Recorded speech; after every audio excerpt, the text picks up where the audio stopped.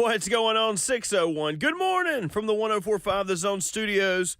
I'm Robert Walsh. Roster cutdowns began over the weekend ahead of the Tuesday deadline for the Titans. Titans made that official by releasing Michael Badgley and waiving DB L.J. Davis, wide receiver Gavin Holmes, offensive lineman Zach Johnson and James Murray, and tight end Justin Rigg. We'll keep you up to date on all the roster moves throughout the day as there proves to be more moves. The release of Michael Badgley leaves no other kickers on the Titans' active roster. After a rough week of practice and missing from 39 yards out last Friday, it was all the Titans needed to see. And as the Titans are looking for kickers, they should look to their previous opponent from last Friday in New England, as they seem primed to release veteran kicker Nick Folk, going with rookie fourth-round pick Chad Ryland. Folk was an 86% kicker last year, but had been 92% in the previous years. Teams had no time indoctrinating rookie quarterbacks this year, with three now slated to start. Week 1 with the number 1 overall pick Bryce Young starting again at Atlanta. The number 2 overall pick C.J. Stroud will start at Baltimore, and the number 4 overall pick Anthony Richardson will start at home versus Jacksonville. For all your foundation repair and waterproofing needs, visit USSTN.com. Breaking news at once on your home for the Titans and the Vols. This is 104.5 The Zone.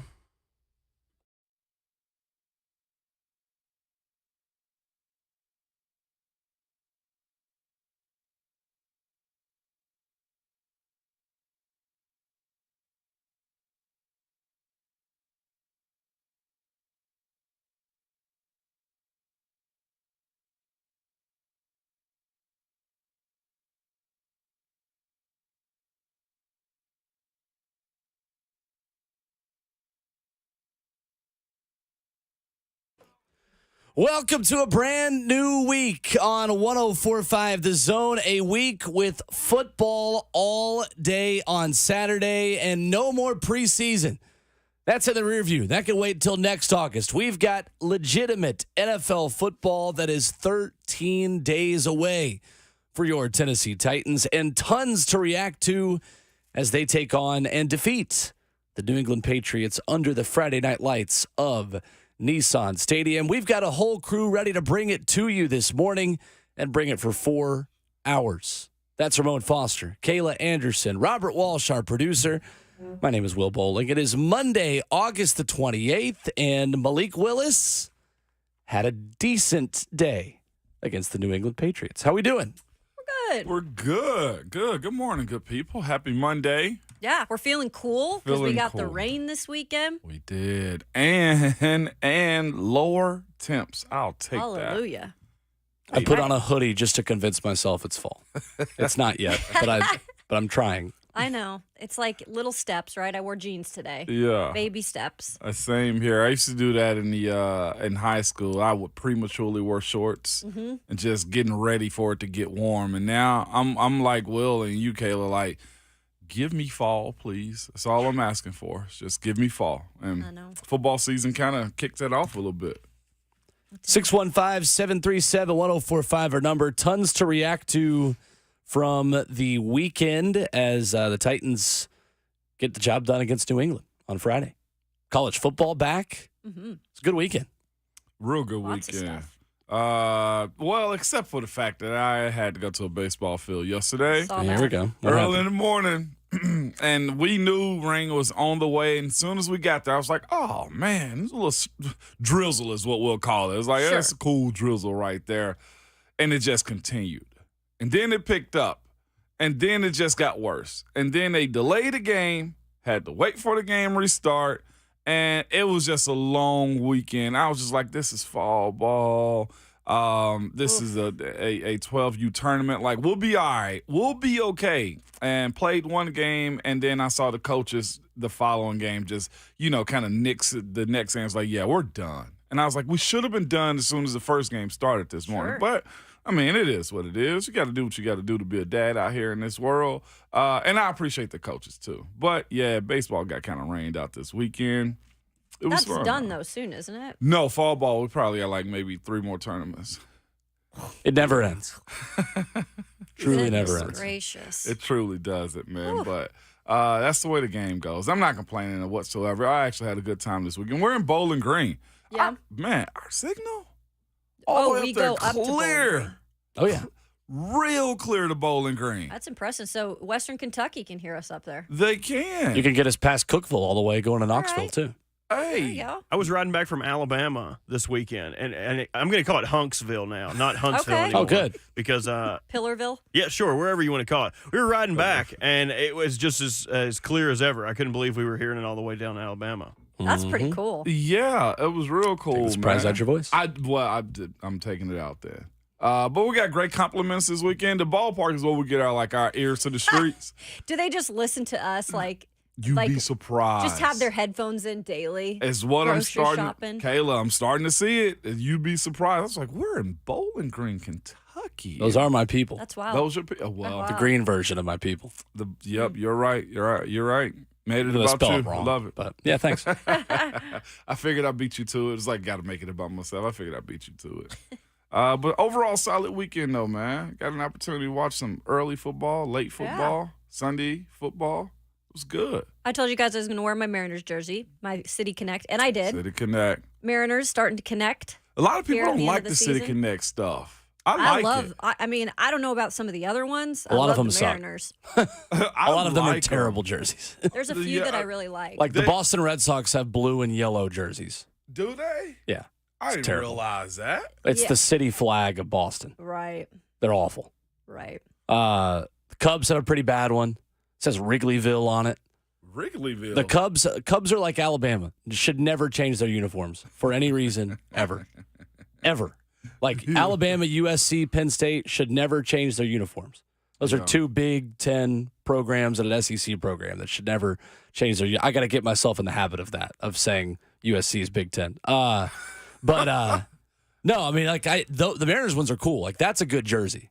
Yeah. Yeah. But like half of them are terrible, half of them are really cool. Space City good? I like the Astros, or they're just on the hate list. I hate the Astros in general. Okay, so that's fair then. So They're not maybe- great. At least you guys, I like the name Space City. The jerseys Okay. can be kind of over the top. I feel like the name Space City is pretty cool though.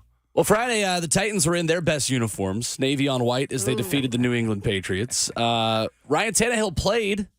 Mhm. Technically, he did play. He took 3 snaps and handed them all off. And then the conversation quickly became, well, surely Mike wouldn't put him on there for 3 snaps and take him off. If you were thinking that, you do not know Mike Vrabel. Nope. Mike Keith kind of planted that seed with us when he talked with us Friday about maybe there is value in Ryan taking some snaps from Aaron Brewer in live action. And he took 2 from the shotgun and 1 under center and called it a day. Mm-hmm. And I was not surprised whatsoever. I was a little disappointed, but I wasn't surprised. I wasn't surprised either because I laughed. I genuinely laughed. I was on the sideline, and when I saw the last one, I was like, oh, Vrabel, you are a cold piece of work, man. But like you said, if we listen to Mike Keith on Friday, he kind of said what it was. This is for quarterback center exchange in the stadium under the lights. That's what it was for. I thought I'd get a screen, 1 attempted pass. We got nothing. And I genuinely laughed on the sideline. Oh, yeah. It must have been the theme because in the media press box, I had the pleasure of sitting next to Buck, which I've never sat next to God. before in my life. So sorry. How did you not lead I've with got this? stories for days on that alone. You should have led with this, right? Kayla. I forgot. Put it in the back of my mind. Wow. Talk about making something about themselves. So he and I turned to each other and just when we thought, is he going to put Ryan back out there? We both looked at each other and said, yeah, right. Right. And of course he didn't. And that's, the typical Vrabel way. Yeah. If you were late for the game, you just missed it altogether. You Yeah. did.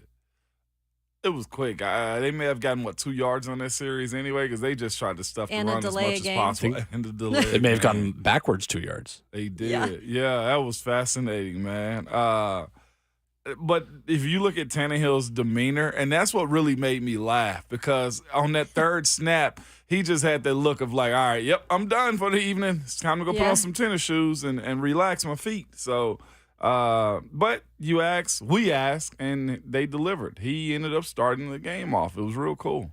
And kind of crazy how The entire FNM Bank chat wanted me to look on Indeed.com for a new job after I insinuated that Kevin Byard should play in preseason. I got pretty roasted for that. Can y'all tell me who played in preseason for the whole first quarter? Had a pass breakup, too.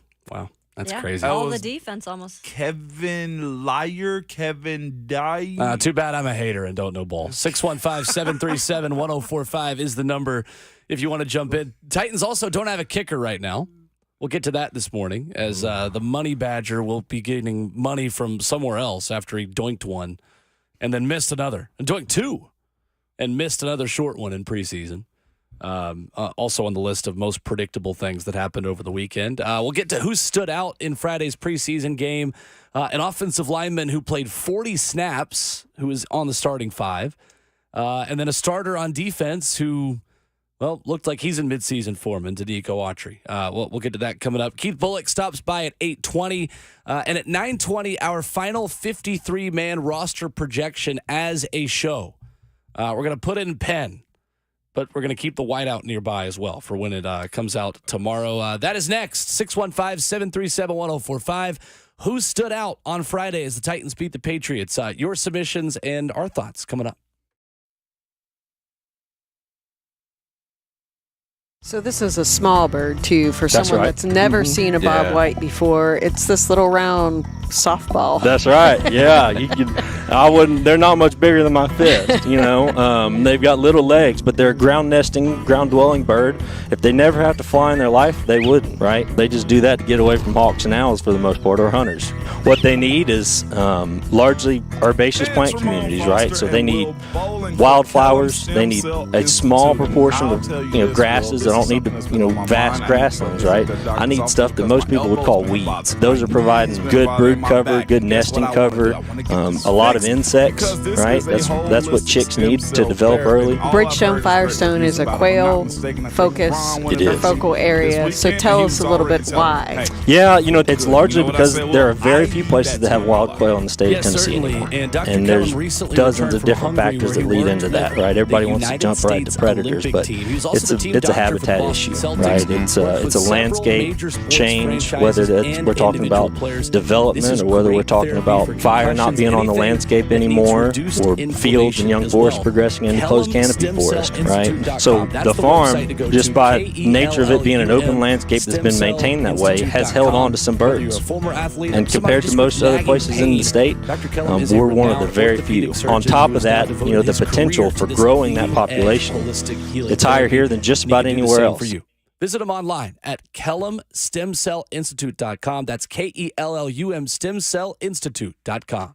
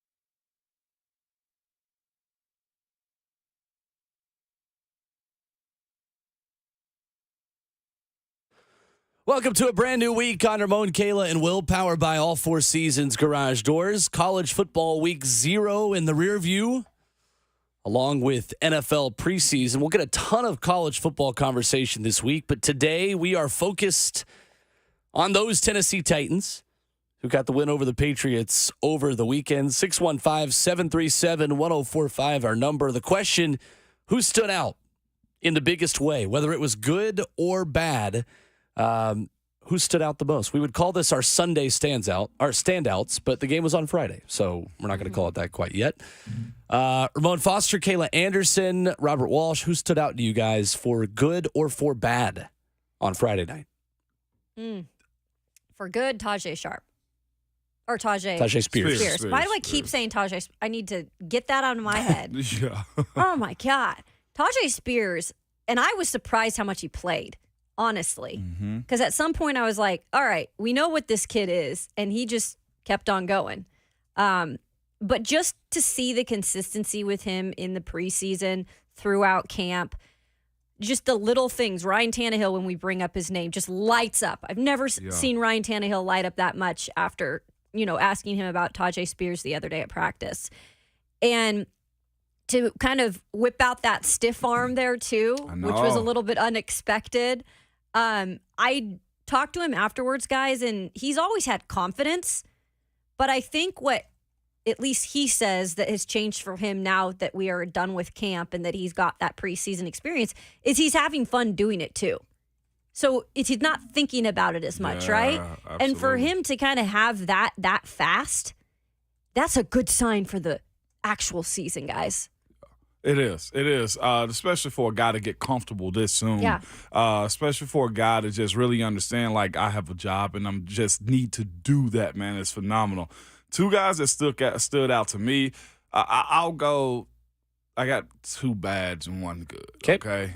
Two negatives and one positive. Michael Badgley, first and foremost. I mean, I know that issue's already been handled, but that is the biggest issue of them all, right? I was going to say, Ramon, I meant guys who were on the team. I know, but you asked me in the stadium, so it's the detail, the devil's in the detail, man. It was hopeful. I think everybody was like, we got a veteran. I think everybody was looking like, he's been here. I'll say this, too, for the people that always want to revisit that old thing, this is why you leave that old thing in the background, right? Can we agree on that one a little bit? Like, you booted him for a reason, okay? You knew that he didn't like paying for dinners the first time you went out on a date with him, right? So and now you want to go on a different date with him at a more expensive place? Oh, no, absolutely not. Michael Badgley was out. Another negative to me in this game was I really have been trying to get an understanding of Xavier Newman. He's gotten a lot of opportunities. Whenever Bronsko went out in the game, Ruse, I think, was in for a series or two. And then Xavier Newman was in. And I was just questioning, like, why is he in right now? Like, he's getting opportunity after opportunity. And every single time he get in, there was pressure. And there was more pressure. In Minnesota, it was the exact same thing, too. It was more pressure. And I was just like, bro, how do you keep getting these shots if you giving up pressure and putting your quarterback into bad situations? I'm not sure if he's going to end up being a project for the Titans moving forward. But to put him out there as many times that he had in this preseason to kind of drop the ball, I wasn't okay with. But that's what preseason's all about. And y'all know I'm always gracious to offensive linemen. Equal opportunity. It is. But, like, you have to prove and earn those reps, too. And I feel like a lot of the time that he was out there was kind of null and void on his real reps that he was getting out there. I didn't get much positives out of it. The biggest positive, I think, of the night in my mind was Andre Dillard. Not just playing for a whole half, but, like, he went into the second half of this game, too. Yep. What did you see from him specifically? What did I see from him? Again, I saw ugly pass sets as far as him getting pushed back, but he's always getting stopped. I saw him push through in the run game. Whenever he stayed in late in the second half, I was like, why is he still in? And then I saw him forklift guys up in the run game. The run game, I don't think, is going to be his issue. I saw him being able to control the left side with more than one left guard in this game, and I thought it was very significant on him to take a step in that direction. He, to me, was looking like he was trying to see how much he can push himself before the regular season started. He looked like he had a bandage on his arm, so he may have gotten an IV because it was hot out there still. But his biggest test, I think, was the durability of the game. Repping it out with different left guards, seeing different rushers. I thought the pass set was good. I thought his run blocking was real good too. Does he get pushed back some? Yes. His ability to finish out those blocks at left tackle is going to have to get ramped up even more when the season starts. So I will say that level of, hey, finish that block, that's what he has to kick into gear a little bit more. Interesting to me because I almost view Dillard getting that many snaps as a negative. And that's probably unfair, but it feels like him playing 40 snaps and being the offensive lineman tied with a few others that was on the field the most on Friday tells me they don't have a lot of confidence in him right now. I actually thought that was a his call. Really? For him to stay that long. Yes, sure. Because I don't think there was no reason for him to be in that long when everybody know he's the day one starter. He's opening day starter for this team. I think it was a conditioning situation. I think it was hey, I don't want any surprises from myself and from you guys. You got to think he's just not getting into a point to where he's considered an opening day starter. He wasn't that in Philly the last couple of years. So now moving forward, him testing himself and figuring out what kind of pro he's going to be, I looked at it as a positive. I looked at it as him being in a position to prove himself to his teammates because he didn't have to do that. Right. Same way as Bayer did. Yeah, no, I'm cool with it. It's just I think there are a few different ways, guys, that you can react to that.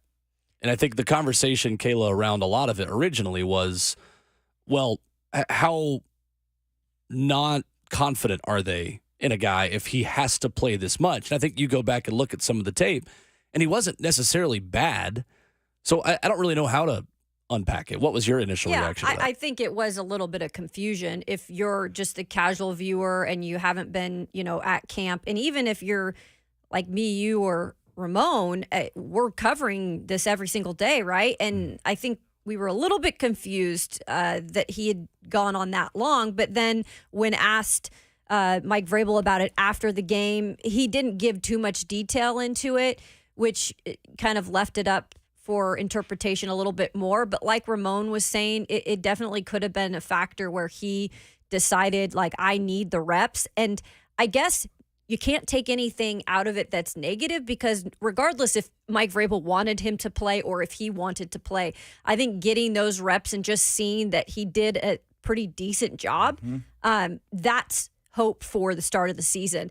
And look, we're a week away, 2 weeks away at this point. So I think it's good as much as he can get because he's still new here. Yeah, he is. And that's a big position last year that we were harping on. That left tackle, right? Yeah. So maybe it was a combo of both, but regardless, I think we saw some positive out of the situation. How hard would it be to play left tackle while Malik Willis is quarterback?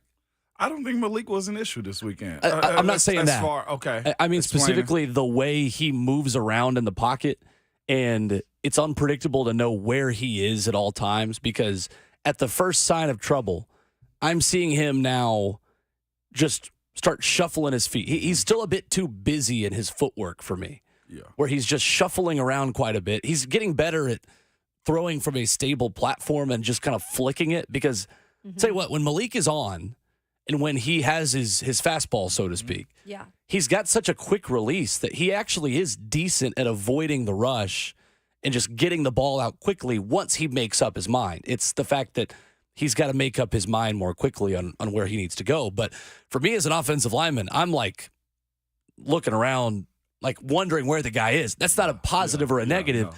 My point is that it's hard for me as an offensive lineman from that perspective just to adjust from Ryan Tannehill, who's pretty stable, to Malik Willis, who's running around a little bit. So there is a difference in that. That was a great point to bring up, too. And that's why I said as far as Dillard's concerned, there was a few times where his rusher ended up releasing from him and ended up putting pressure on the quarterback. When you have a running-style quarterback, those are the things that you get into. It's the idea that he's not going to be in the pocket. The stature won't be where you need him to be. So you'll be blocking the guy. Next thing you know, there's a sack on you because he ran into your defensive player. That is a challenge, Will. And that's why I said that was one of the things I pointed out as far as Andre Dillard with his finish. With every single play, you got to finish through the whistle and not let your guy retrace to the ball. That was some of those moments, whether it had been on tackles, that his guy had gotten, or whether it be Malik being in the pocket. The mobile quarterback, man, conversation is always going to be a thing because they're good enough to get you out of those situations,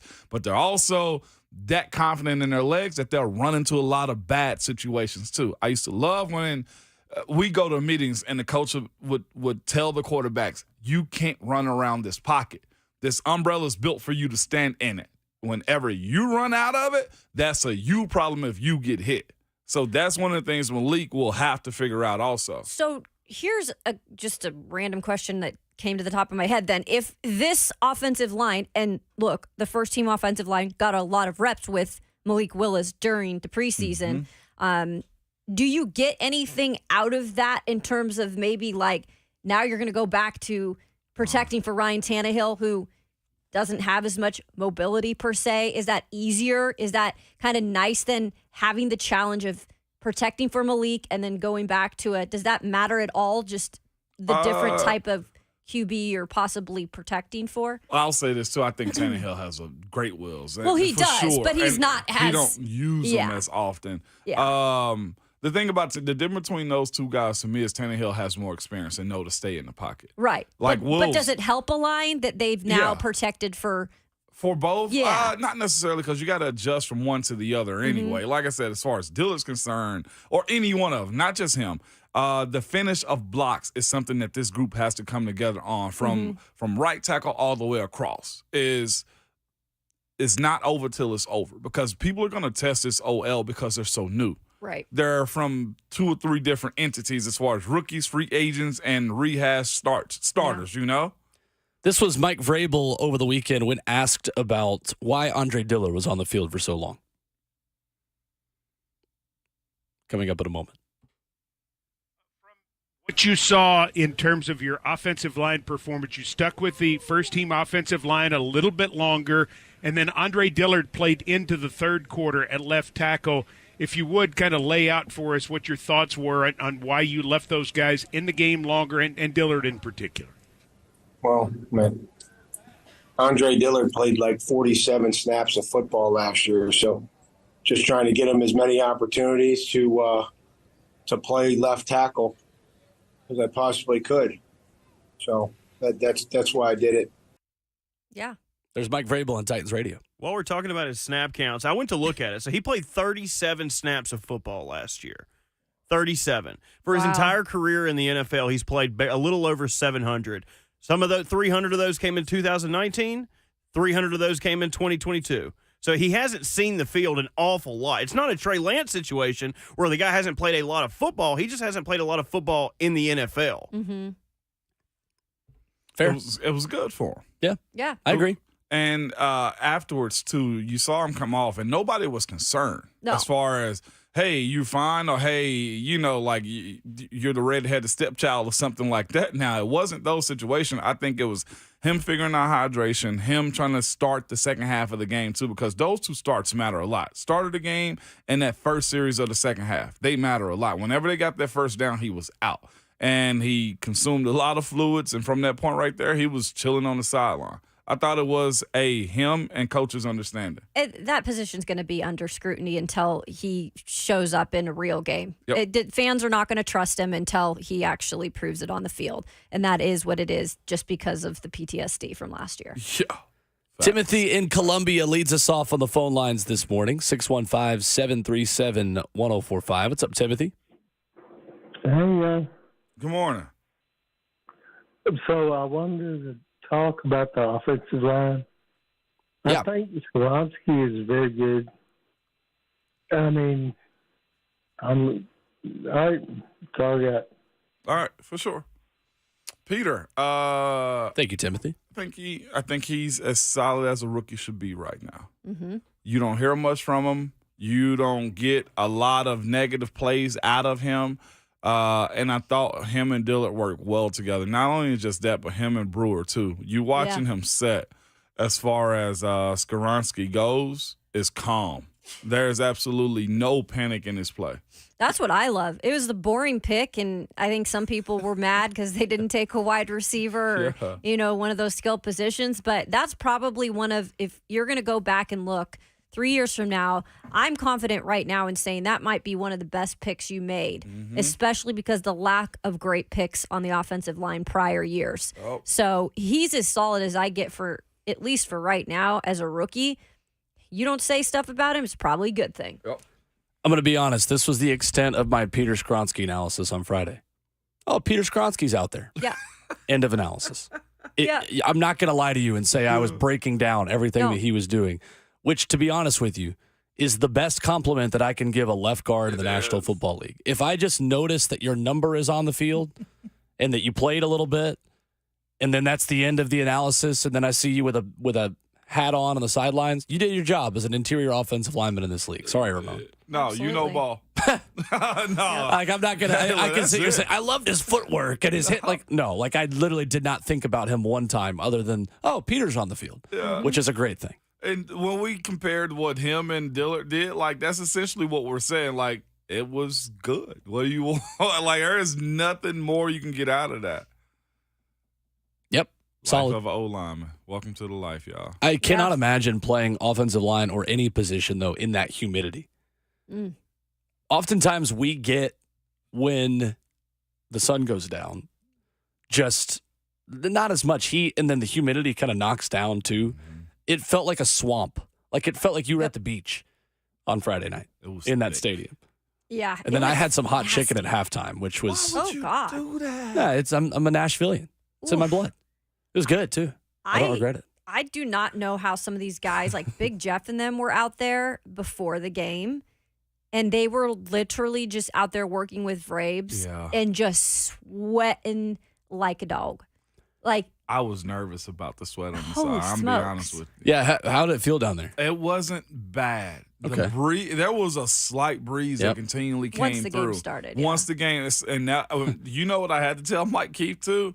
I walked in there, but I was like, oh, I forgot. He was like, what? And I was like, I'm usually on the other side, the visitor side, and I knew the sun was going to beat my behind up. I was like, I'm on the shaded side now. Yeah. I was like, yeah, Ramon, you're with the home team. Yeah. I was like, They're like, cheers. That's funny.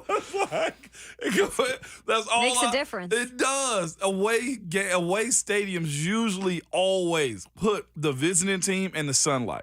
Yeah. And that's all I was thinking about was I'm going to burn up right now. And Mike Keefe was like, yeah, Ramon.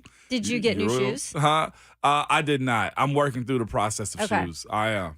That's continually a conversation right there. Even Buck recommended Hoka's. Yeah, I got them. I ordered a pair. You did? Okay. Yeah, I ordered a I pair. used to run in those, yeah. Yeah. You can run in them? Those are running shoes. I've heard people say they drop quick, though. What do you mean? Like, as far as the foundation of them, they Not at all. don't. They respond well? Yeah. Oh, okay. Well, I got some. They're literally a running shoe. Okay. But unlike most other running shoes by main brands, you can actually run in those.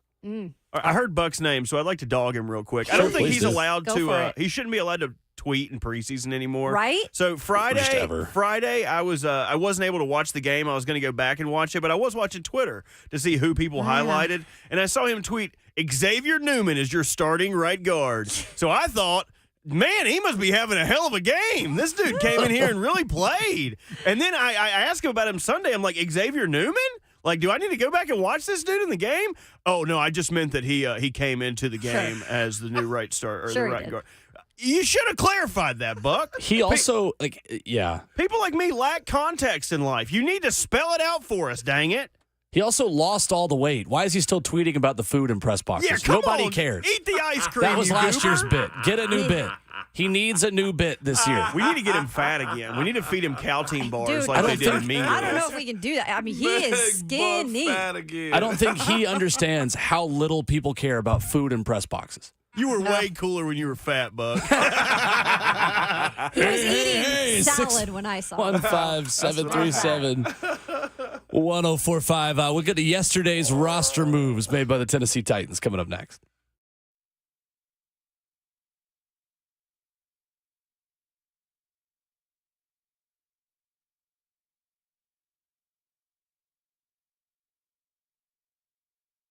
It's Ramon Foster and Will Bowling for Kellum Stem Cell Institute. And I'll tell you this, Will, this is something that's been on my mind. I need to go visit their doctor's office because my elbow's been a bother, my knee's been a bother, and my back. And guess what I want to do? I want to get this fixed because this is a holistic stem cell therapy. And all I've heard is great reviews about it. If I'm not mistaken, I think Ron went to visit him this weekend, and he was already telling me, hey, I feel good. And you know what I said? Well, I need that too in my life.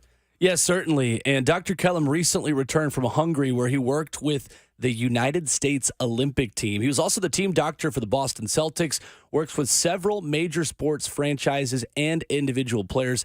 This is great therapy for concussions and anything that needs reduced inflammation as well. KellumStemCellInstitute.com. That's the website to go to, KELLUM StemCellInstitute.com. Whether you're a former athlete or somebody just with nagging pain, Dr. Kellum is a renowned orthopedic surgeon who has now devoted his career to this leading-edge holistic healing therapy, and he can do the same for you. Visit him online at KellumStemCellInstitute.com. That's KELLUM StemCellInstitute.com.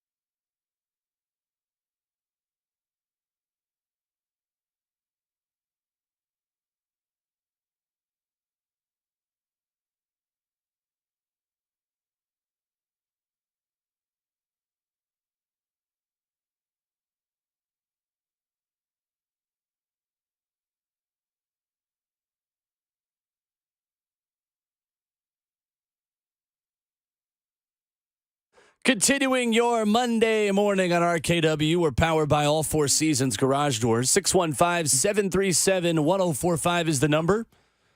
Question to the people today: who stood out in a good or bad way in the Titans win over the New England Patriots Friday night? We will have the quarterback conversation coming up as well in hour number 2. The Titans did waive a number of players yesterday, including their kicker.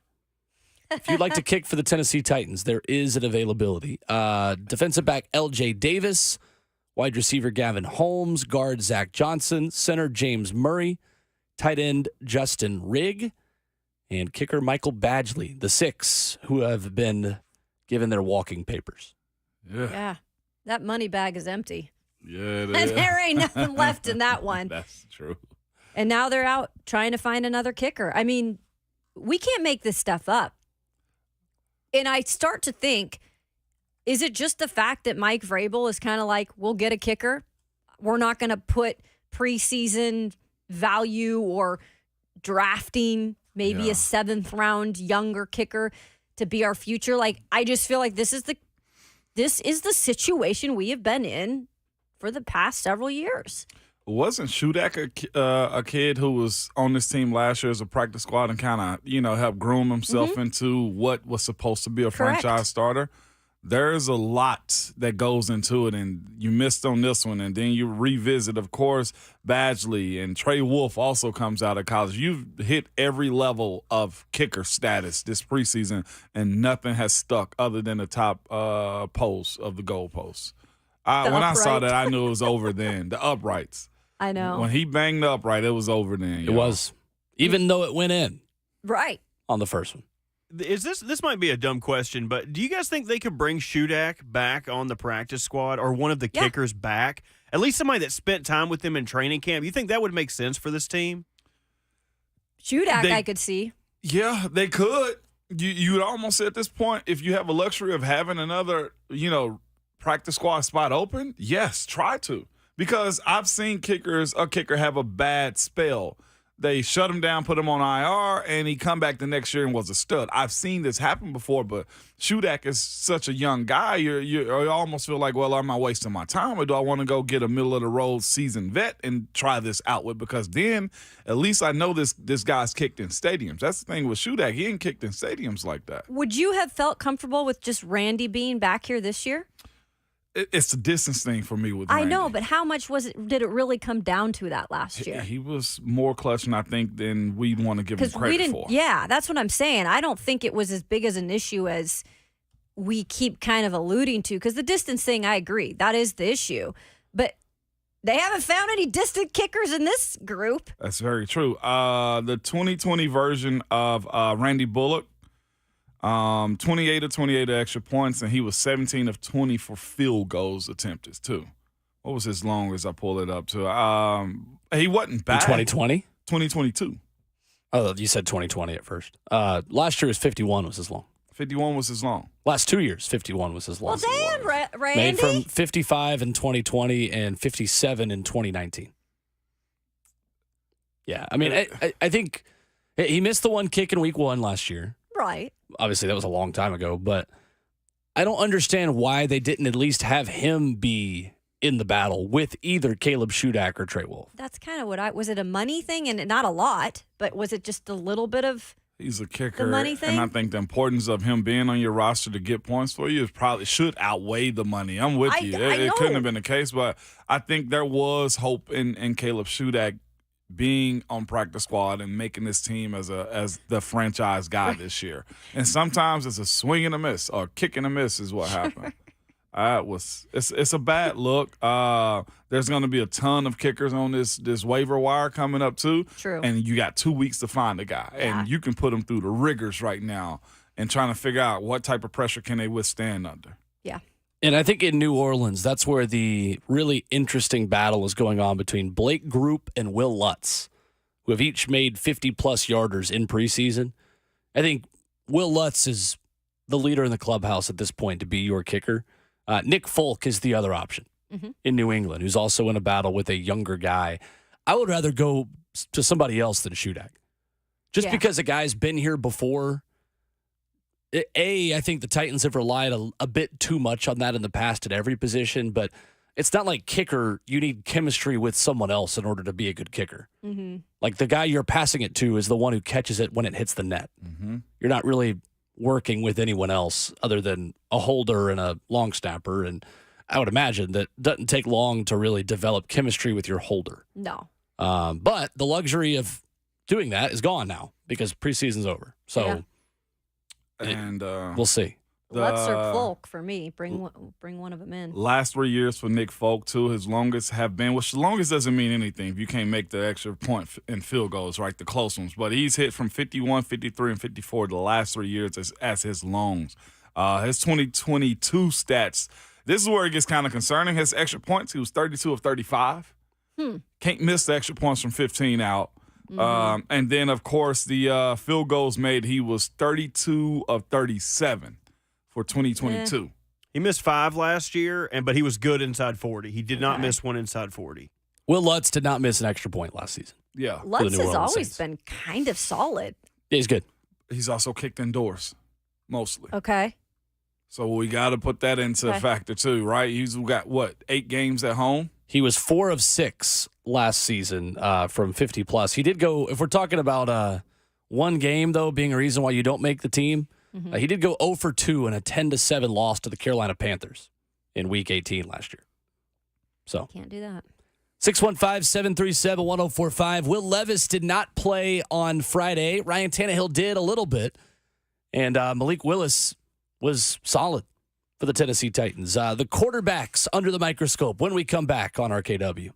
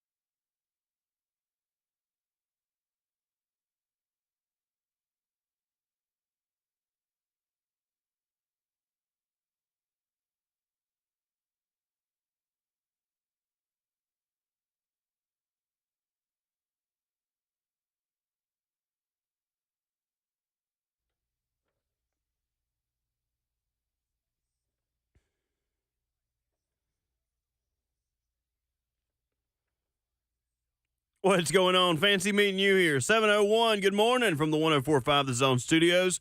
I'm Robert Walsh. Roster cutdowns began over the weekend ahead of the Tuesday deadline for the Titans, waiving DB L.J. Davis, wide receiver Gavin Holmes, offensive lineman Zach Johnson and James Murray, and Justin Rigg. They also released the only kicker on the roster, Michael Badgley. He had a rough week of practice and missed from 39 yards out, and that was all the Titans needed to see. And now as the Titans are looking for kickers, they are going to take a look around the league and see who gets cut. They should look to their previous opponent on Friday, New England, as they seem primed to release veteran kicker Nick Folk, going with rookie fourth-round pick over him, Chad Ryland. Folk was an 86% kicker last year, but had been 92% in previous years. And teams are not wasting any time not indoctrinating their rookie quarterbacks, with 3 slated to start in week 3. Or week 1, rather. You got number 1 overall pick Bryce Young is going to start at Atlanta. Number 2 overall pick C.J. Stroud is going to start at Baltimore. And number 4 overall pick Anthony Richardson is going to get the home start against Jacksonville. Some NFL hits from over the weekend. The Dolphins signed defensive lineman Zach Sealer to a 3-year, $30 million extension. The Steelers traded guard Kevin Dotson to the Rams. The Browns cut wide receiver and former third-round pick Anthony Schwartz. And the Giants cut veteran running back James Robinson. For all your foundation repair and waterproofing needs, visit USSTN.com. Breaking news at once on your home for the Titans and the Vols. This is 104.5 The Zone.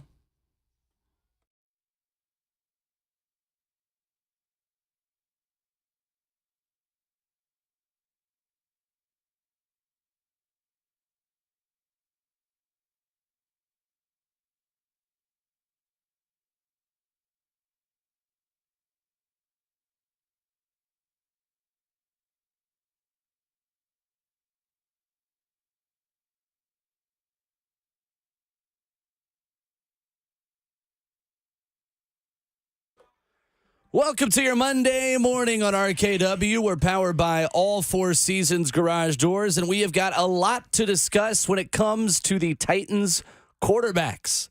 Keith Bulluck joins us coming up at 8:20. Lots of your phone calls at 615-737-1045. We're powered by all 4 Seasons Garage Doors. When trust matters, count on all 4 Seasons Garage Doors in Nashville. Professional garage door installation and repair from a locally owned and family-run business. Visit all4seasonsgarages.com/Nashville. With Ramon Foster and Kayla Anderson, Robert Walsh keeping us on the air behind the glass. My name is Will Bowling. Malik Willis on Friday night goes 15 of 20 for 211, 2 touchdowns, 2 picks, 2 sacks. We'll get to him coming up in just a couple of minutes. How would you grade Malik Willis's performance? That's our question in hour 2 that we'll get to coming up in 10 minutes. You can load up the phone lines now and get to the front of the line to answer that question at 615-737-1045. But first, guys, we did not see Will Levis over the weekend. Jeremy Fowler of ESPN.com, the first to report that due to a thigh injury, he would not play on Friday. Wouldn't play on Saturday, of course. There was no game Saturday. Thought it was a pretty big missed opportunity for him, and it's a little disappointing, not at him, but just in general, that he only gets 1 preseason game in his rookie season. Yeah, that's why I sit at. Excuse me. That's why I sit with it. Is I wanted to see more out of him. It would have been good to see him, especially at home here in this stadium, kind of dealing a little bit. I felt like the offensive line made strides enough to where he would be protected in the box, but also just this competition between him and Malik, and truthfully the outlook for the future, which you can never say what the future is going to be in general when it comes to, hey, this guy is our franchise guy moving forward. The only true opportunities that he's going to get now, as far as Will Levis, is when it's truly in a game that matters. And I think all of us wanted to see him in games that did not matter so we can really get a gauge on what his skill set is. Sure. Watch him at practice. I like the way he looked, like he has great poise about him. He's got a real strong arm. The biggest thing that I think separates the young guys from the veterans is this. Most young guys have strong arms in general. Mm-hmm. How strong is their brains? How strong is their ability to make decisions and make NFL throws and not hesitate? And we didn't get that opportunity from Will Levis's preseason as much as we wanted. I think we talked about so much on the show. It's such a rare backup battle. And it was really getting heated at some point where you kind of could say Will Levis took a little bit of a jump over Malik at one point, and then you saw the preseason games, and it was like, okay, Malik went in front a little bit. But I was looking forward to the final 2 preseason games and seeing and comparing their play in actual games against each other and seeing, who really came out on top. Now with this reported kind of thigh injury or whatever he's dealing with, it's obviously put him on the shelf where I don't think it's anything serious, but it's also something they look to not want to mess with because he hasn't been out there in games while he's been out there, before games, and he's been warming up and things like that. He practiced last week. They didn't want to test it in a game. So that leads me to believe that there could be a lot of things that are happening. They keep 3 quarterbacks, and Will Levis is going to continue to develop on reps that he gets in practice.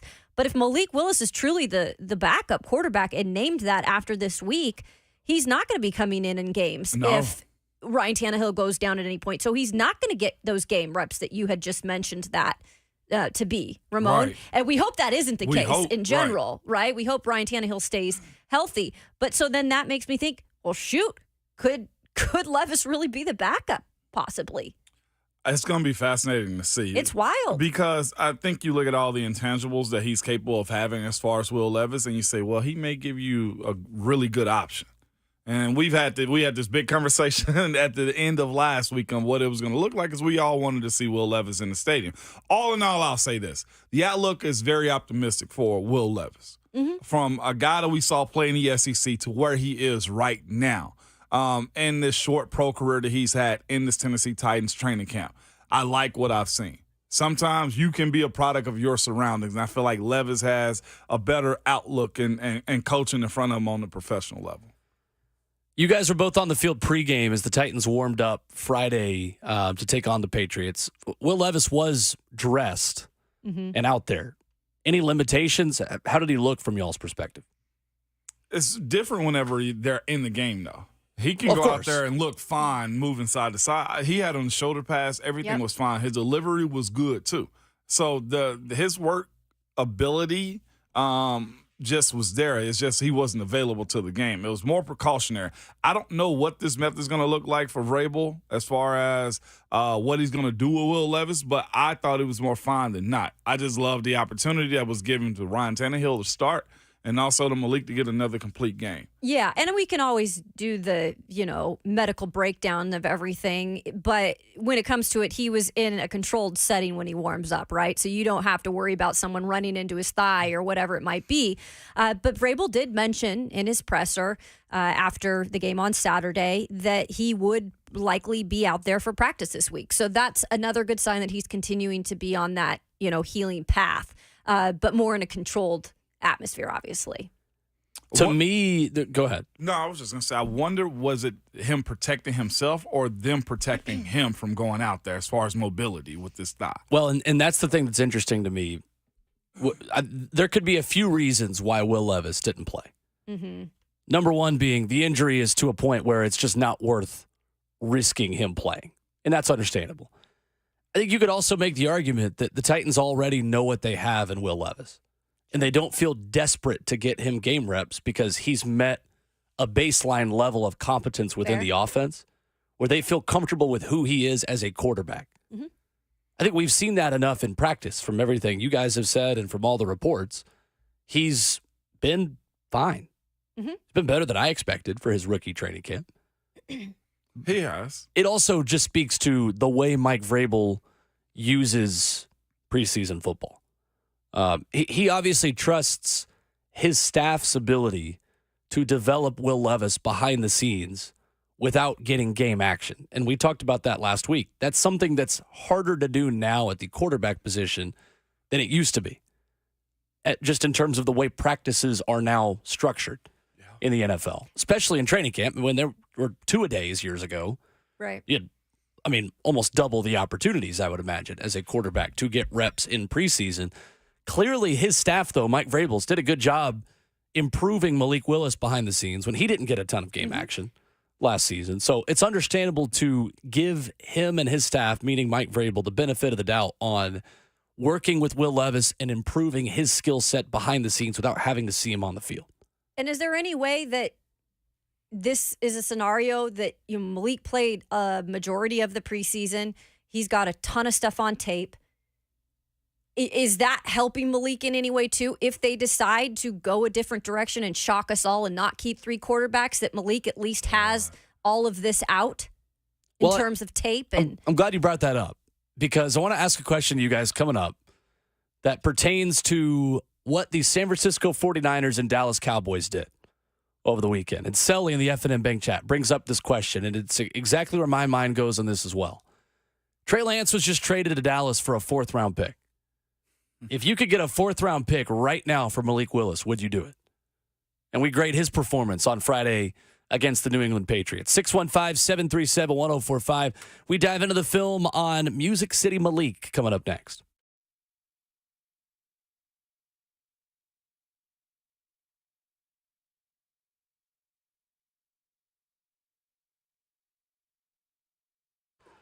Hey, it's Will Bulluck. If your air conditioning is struggling to keep up, maybe it's time for a professional to check it out. And at this point of the summer, you already know if your air conditioning is struggling. It's been triple digits over the last week. Well, just know our friends at Lee Company, they've got you covered.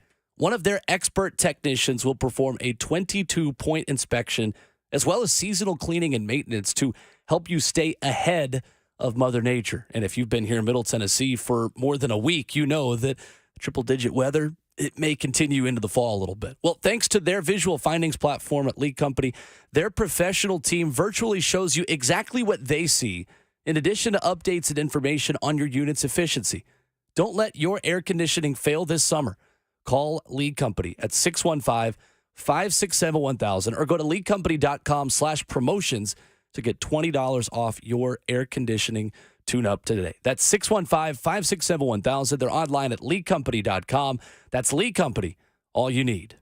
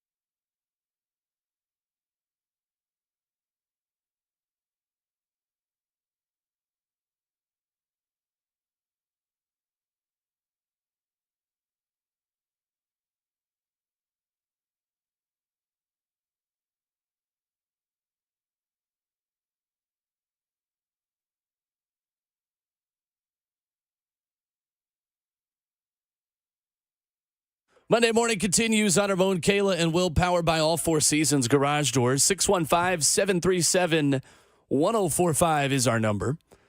We've got audio from Tajay Spears, who caught up with Kayla Anderson, hustling after the game on Friday. Kayla always hustling. Hustling. What's that song? Every day I'm hustling. That's right. Little Rose this morning. 615-737-1045. That's how you answer the question we asked to begin hour 2 this morning. In remembrance of Trey Lance's San Francisco 49ers career that was flipped to the Dallas Cowboys for a 4th-round pick, which is just a wild story that we may have to put a pin in for later this week because Jerry Jones is at it again. Would you take a 4th-round pick from Malik Willis right now, this week, as roster cuts happen? 15 of 20, 211, 2 touchdowns, 2 picks, was sacked twice. His quarterback rating was 102.3. How would you guys grade his day Friday night? I'm going to grade it on the curve because of one situation. Okay. The one interception to, I think it was Josh Wiley, was such a fluke play. It goes on his stat line, and we got to stick with it. But that was one of those ones just like, did we watch the game? Because I don't know if that was necessarily on him. That was a great play by their defensive back at the time. So the only other bad interception was when the linebacker came up and snatched it. That one was a little bit. That play I give an F all the way around. Not because it was an interception, because it's the exact same thing that happened to him in Minnesota. Mm-hmm. That play is a double minus. You can get a minus, fine. Double minus, bad. All in all, Will, I'm giving him – last week he got a B. Give him a B minus. Really? Week. Yeah. I'm actually going to go with, I don't like the interceptions, and you're right. I do think you've got to continue to learn specifically some of those bad throws, right? And Vrabel has harped on that. But the 2 touchdown plays he had after bouncing back from adversity, like the one drive where there were he recovered the fumble, but then I think Chestnut fumbled it. It was kind of a sloppy drive until it got going again. And then he finished with that great touchdown pass to Chestnut, right? Yep. And then you had the interception on the one drive, and he came back in the next drive and threw the incredible pass to, remind me, I'm drawing a blank here. Karis Jackson. Karis Jackson. That was great. Beautiful. So on the notes that he was able to bounce back in those situations and keep his calm and composure, I'm going to give him a B+ this week. B+. Okay, that's fair. B- for me too, because I think he's making plays against backups in preseason that are not going to be there against starters. There are a lot of windows that are open, and he's still holding the ball a bit too long in not making the snap decision as quickly as he needs to. The throw to Karis Jackson was open for a good 2 or 3 count until he saw it. And yes, he made the throw, but that window is not going to be open that long against starters. And Ramon, you were on the sideline, obviously, for that too. And Kayla, you were in the building. And I think on television, that throw looked a bit more impressive than it was. I'm sitting there for 2 seconds like, he's open, throw it. And then he did, and the throw was really good. Mm-hmm. Don't get me wrong. It was certainly a good day for Malik Willis overall, but it was a bit of a roller coaster. And the 2 picks that he threw, the lows can't be that low in game. You can't. I mean, it's interesting to me, guys, that Titans fans will kill Ryan Tannehill for making a mistake and throwing it right to a linebacker. But then for Malik, it's like, oh, well, it's okay. He's learning. He's figuring it out. This is the guy you want to replace Tannehill. He needs to be held to the same standard as Ryan Tannehill at this point. Let's not handle this with kid gloves. The interception of the linebacker was terrible. Yeah. Right over the middle of the field. And that's enough to lose you a game in the regular season. I thought overall he was good. I'll ride with that, too. That's why I gave him a B- on that one. And my biggest knock, Kayla, again, was the same look that Minnesota gave him, that dropping linebacker, and he just tosses it up. He can't have just a toss-up moment, even in a game that cannot, that's not counted, essentially, because it's preseason. It is for errors to be made, but one error we can't revisit is that one. I did think his command of the offense is still there. His ability to operate within this offense was good, and he had the opportunity to throw more passes this past weekend, too, which was good to see. Again, those fluke interceptions that happened on his end, not the greatest. His escapability has been something that's been very positive for the offensive line too. Again, we talked about Andre Dillard in the first hour about how like he has to finish blocks out. Well, Malik does help get him out of situations when he's out there too. And of course, the legs is always going to be a positive for Malik. Is he your backup quarterback? I don't know again this week. 15 of 20 was very solid. Between him and Will Levis being number 2, and Will Levis has only played in one friggin' game, and that's unfair to Malik if they put him at number 2. If Will Levis is second on the depth chart, then I just got to look at this and say, well, to your point, and at the end of the last segment, is this. They saw enough out of him out of camp to suggest that he's capable of running this offense, he's capable of making all the plays, and he's capable of making the right decisions more times than not. Again, watching these two in training camp, Will Levis and Malik Willis, Levis does have a better ball. It's tighter. He is more accurate where he wants the ball to land at. Malik will get the ball to land, but to Will's point a second ago, when he was going to Karis Jackson, he was open 0.3 of a second earlier. So it's those things that have to get you out of the stadium to where, like you said, in a game, those defensive linemen are the actual starters. They are the ones that can get after you. They will be the ones to close out, or a linebacker will trigger and hit you the way Azeez Al-Shayar did in that first quarter. What a missile of a middle linebacker, man, Azeez is. Ooh, he looked really good. What a missile. We'll get to that more as the show continues. Going back to Malik Willis really quick. Yeah. The one thing, though, we kind of harped on that game against Minnesota. Oh, everybody wanted to see him throw the ball. Yep. Well, nobody got to see him throw the ball because it was a run game, and it was all based on the run. And his stats didn't, look good and whatever. And then you see this game where it opens up a little bit more, right? He's able to find some of these guys a little bit more. He's 15 of 20, 211 yards. Yep. Yes, you've got 2 touchdowns. That's a positive. But yes, you have the 2 interceptions, and I think this is still a time of developing, and I think it's one of those things that you've got to not do the same mistakes over and over. And I think at some point, some of those interceptions have got to be eliminated. He's got to see the linebacker, right? Yeah, he does. That's definitely something that needs to improve. But let's give it up for the fact that we were able to see him in a situation where he was throwing the ball more. Oh, yeah. I'm sorry, but Wiley has not had a great preseason. He hasn't. He hasn't. I'm sorry. I'll be the one to stand on that box, and I have not been very impressed with him.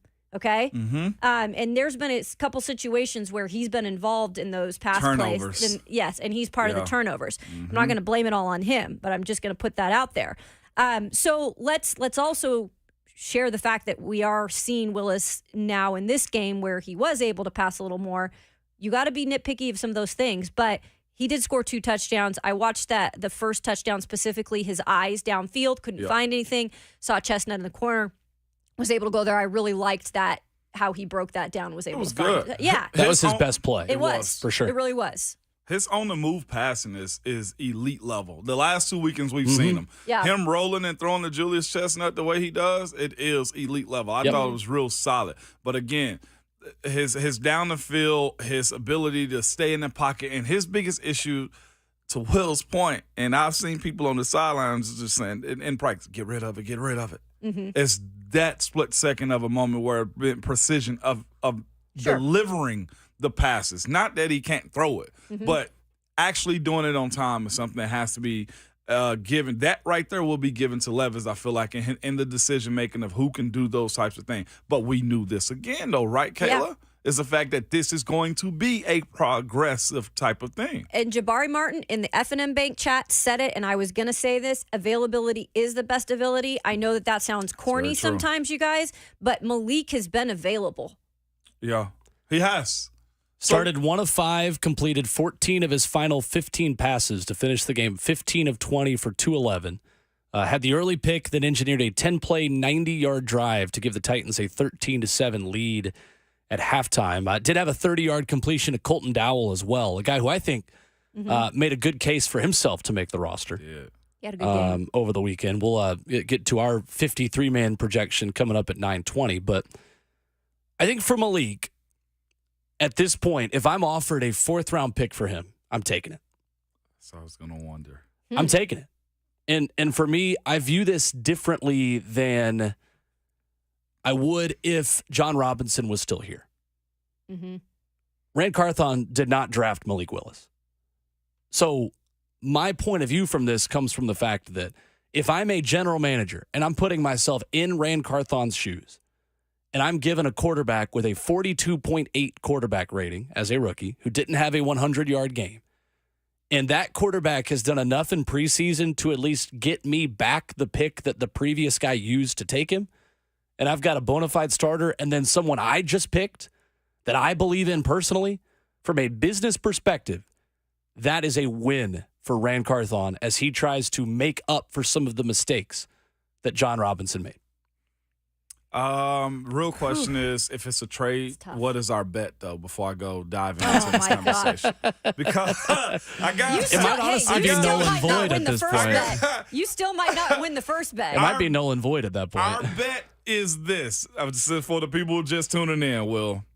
If there's 3 quarterbacks on this roster, I win and Will has 45 push-ups. That's right. If it's 2 quarterbacks on this team, Will wins. And you get 45. And I got 45 push-ups. Yeah. Okay? So that's the bet. That's where I'm at. Now, if it's a trade, Will. We both get 20.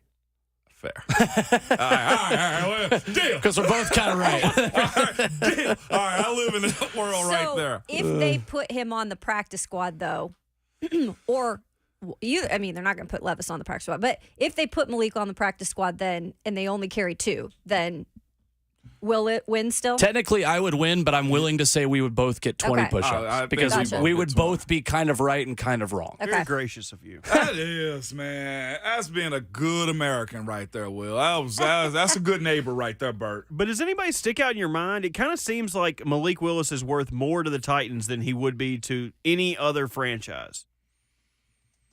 I don't know. It's like who out there, like, plausibly it'd be like, oh, it would be nice if someone would give me $5 for this ham sandwich, but you would have to find someone to give you $5 for it.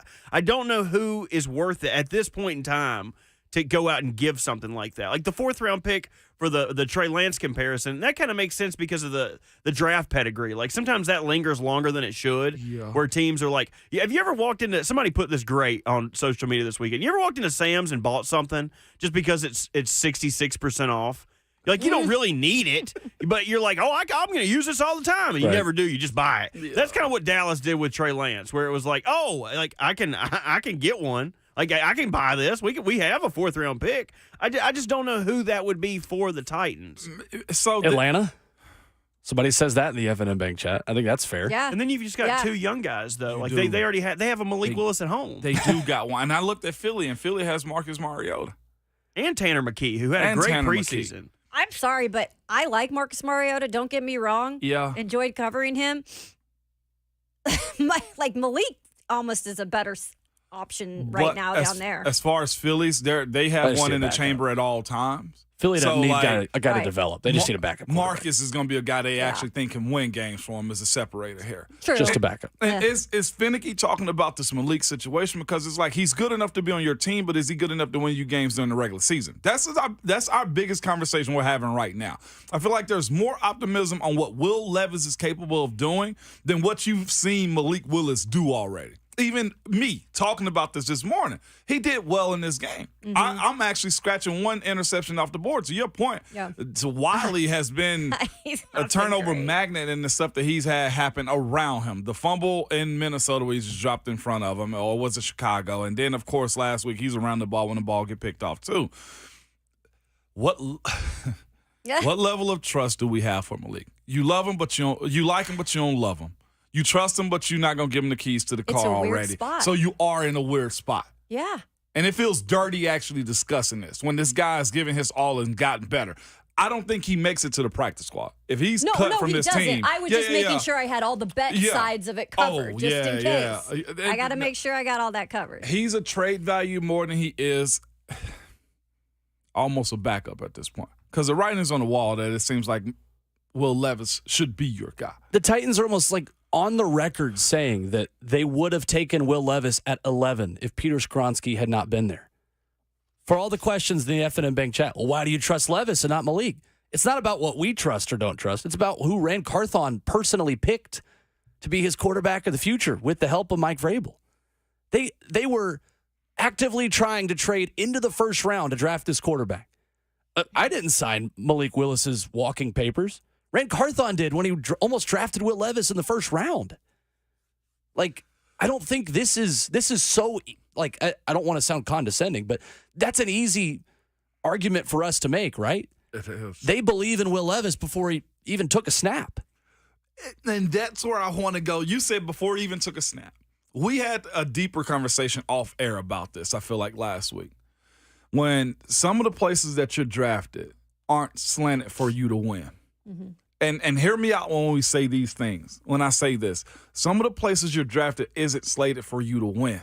Just because you're drafted to a place or you're a free agent at a place, you got to look at the system. You got to look at what's expected of you. Sometimes you being the best available on the board ain't best for your career. I know this for a fact. Had I gone to a place like Cleveland, which I really considered at the time as a free agent, or had they drafted me, my career may not have gone the way it actually did. And I'm not discrediting myself, but coaching changes, offensive philosophy, the style of offense that I was going to be asked to play, winning and losing plays a part of it too. I'm looking at Malik's situation and I say, I love what he could have done as a player had he had somebody to cater to what his offense could be moving forward. Again, let's take two situations right now, and we discussed this on Friday real quick. Josh Dobbs was traded to where, y'all? Arizona.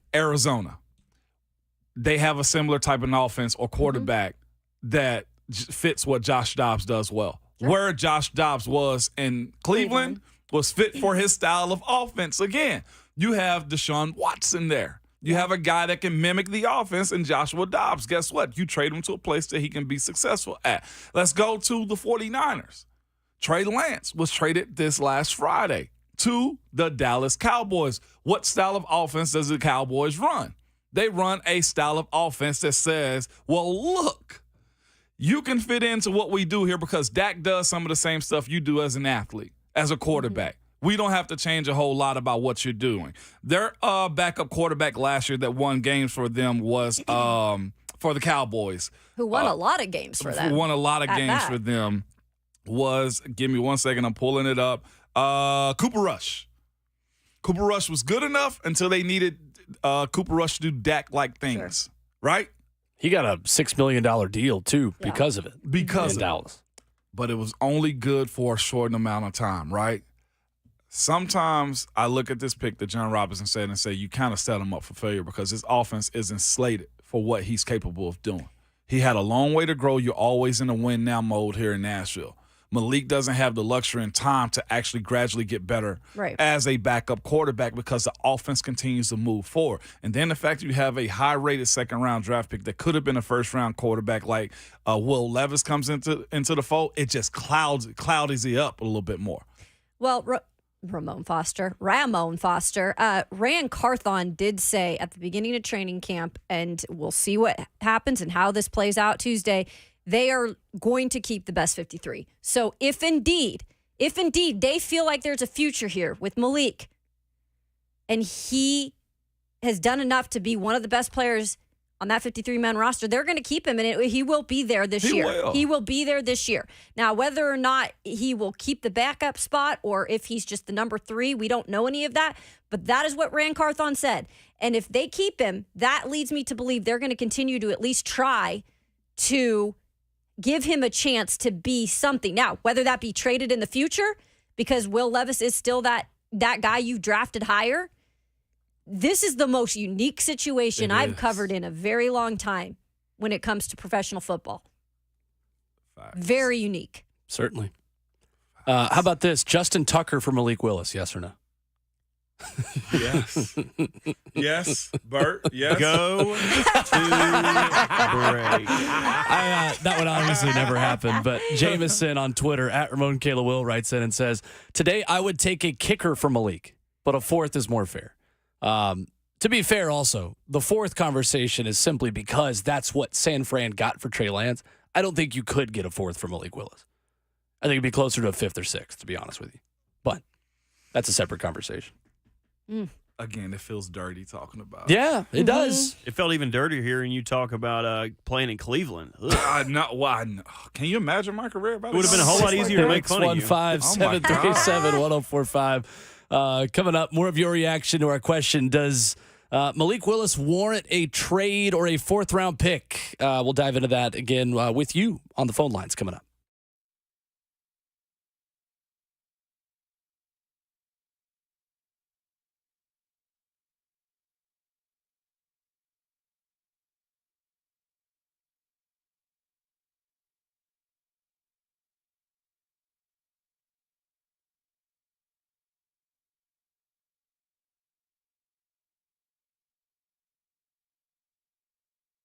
It's Ramon Foster for United Structural Systems.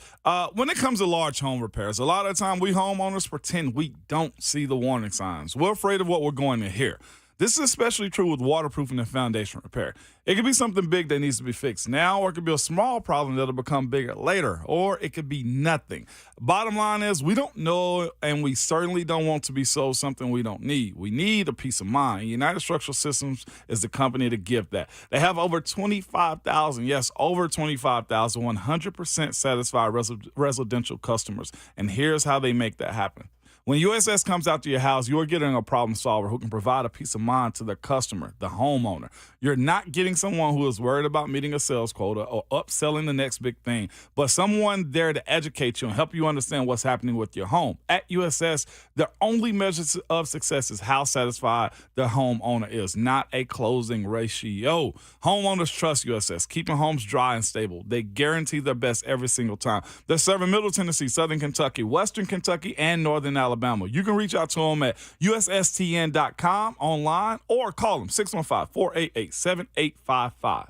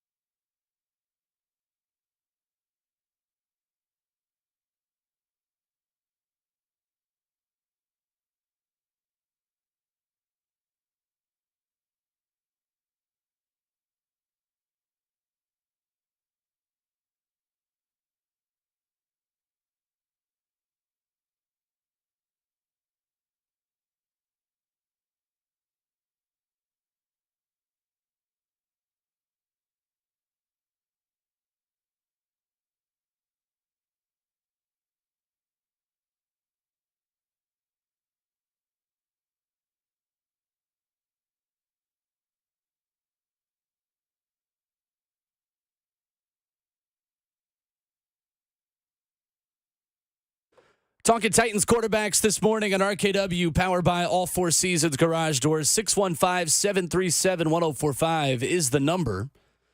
Question was, if you could get a 4th-round pick from Malik Willis, would you do it? Since that's what the 49ers got for Trey Lance to the Dallas Cowboys over the weekend. We will talk some college football coming up as well. And hear from Tajay Spears later on in the show, his conversation with Kayla post-game on Friday. Let's go to Quinn in Murfreesboro on the Malik Willis conversation. 615-737-1045. What's going on, Quinn? What's going on? Y'all doing all right this morning? Great. Good morning. Absolutely. Well, first off, man, let me say I love the show. Absolutely love to hear it. My kids love it every morning. I'm taking them to school, so kudos to y'all. Appreciate it, Quinn. Appreciate that. Shout out to the kids. Absolutely. So let me say too, man. I'm Team Malik Willis. I'm all the way Team Malik Willis. I mean, you look at the guy, you see the potential, right? You see the potential. You know, yeah, he was drafted 3rd round or whatnot, but you take that potential and put it with our starters, starting line, D-Hop, Derrick Henry, Tajay. Man, you take that potential and with the new offensive coordinator, put it in our system. I think he's there. I think he's there. You know, the bad interceptions. You know. Look at the film on those and kind of, you know, take some of that stuff out. But the potential is there. I think Tim Kelly, I think he's going to mold Malik into, you know, and kind of suit his play towards his style. So, yeah, I just think all the Malik hate, man, I don't like to see it. You know what I mean? I feel like if Levis was that good, he would have took Malik Willis' spot in training camp. You know, they both had the same opportunities. So, yeah, I'm Team Malik. Team Malik Willis. So, yeah, tighten up. That's all I got to say this morning, y'all. That's real. Thanks, Quinn. That's real, Quinn. Call at any time. Appreciate the call. Absolutely. Very nice call. It's incredible how kind of torn this fan base is right now on these backups. We're talking about backups. I keep forgetting how much we've been talking about the backup quarterback battle, you know, because, you know, just Ryan Tannehill is your guy right now. But it's incredible the amount of time we've spent on this because you could go both ways, really, in arguing who deserves it. The amount of time we're spending on a guy who completed 50% of his passes for 276 yards, no touchdowns, and 3 picks last year. I know. I know. Yes, he's gotten better, but could he have gotten worse? All right, so we had this conversation before, and this is where you ready to go there? Sure. If we're 4 games in and Ryan Tannehill has a headache, right, and he can't play the game, who do you want in? You want Malik or do you want Will Levis? And that's the question we got to kind of ask ourselves. Right now. 4 games in, you want Malik Willis or you want Will Levis as your starting quarterback for that game? I'm still going to go with Malik Willis for the fact that while he wasn't phenomenal last year, as a rookie, mind you, coming straight from a program that had nothing to do with what type of offense they were running here, at this point, I would still put Malik in there over Will Levis just because he's been available, he's made progress, and he's played in actual game situations, unlike Will Levis. Yes. That week 4, just to give context, so I'm not trying to overshadow you, but that's Cincinnati here at home, and I'm just like, that defense is solid. They got a solid offense, too. Can this team throw with them here inside of Nissan Stadium? I almost feel like I want to go with Levis. But why? What is he proven to you up to this point? The same. Okay, but is he elite enough to be put in an NFL situation where he's going to still make plays? The arm. Just because he has a good arm? The arm, yes. The control of the offense, delivering the passes I've seen in practice look slightly better. I've seen also him tear up the red zone. You remember that conversation we had? Like, he was on fire. Right. Like, we've seen those things against a good NFL defense here in Nashville. I'm willing to say, give me Will Levis. And you think the composure's there? He's ready to go? Like, if he was just thrusted into the moment? Yes, I do. He's okay with never playing I'm willing the game to before. see what it looks like. Yes, I am. Not willing to see what it looks like. The right spot, the right guy. Yes. I agree. Will Levis. Okay. And that give me I'm not Malik Willis. against Malik. Oh, I'm just saying in terms of what he's actually played in a real game and the, you know, progress that he's made and availability. Right, but, I mean, going 14 of 23 for 99 yards against the Texans, like, for me, in my opinion, just because he played doesn't give me any more confidence in him. Because he didn't play well. But we can't match that to anything that Will Levis has done because Will Levis has not been out there. So I'm not going to go compare it to something that Will Levis hasn't even put numbers up on. But Josh Dobbs hadn't been out there either, and he replaced Willis after 5 days with the playbook. Josh Dobbs is also an astrophysicist and extremely smart and has played in the league for a minute. But he'd still had the playbook for like a day, and he was replacing Malik Willis as the starter. Like when backs against the wall, they went with Josh Dobbs, a guy who'd been here for a couple minutes, over Malik Willis. That, to me, tells you all the confidence or lack thereof they had in him in a crucial moment, and this is a new regime with Rand Carthon. It's a good question. I think, and I think, Kayla, your point. I think your point's valid. You should stand your ground. I mean, it's your opinion, but for me, it's not my own perspective. It's Rand Carthon's, who essentially gave up on Malik Willis being the starting quarterback when he tried to use a first-round pick on Will Levis. You can call me a hater all you want to, but that's the fact of what happened long-term when you try to draft a guy in the first round and you take him in the second and trade up quite a bit for him.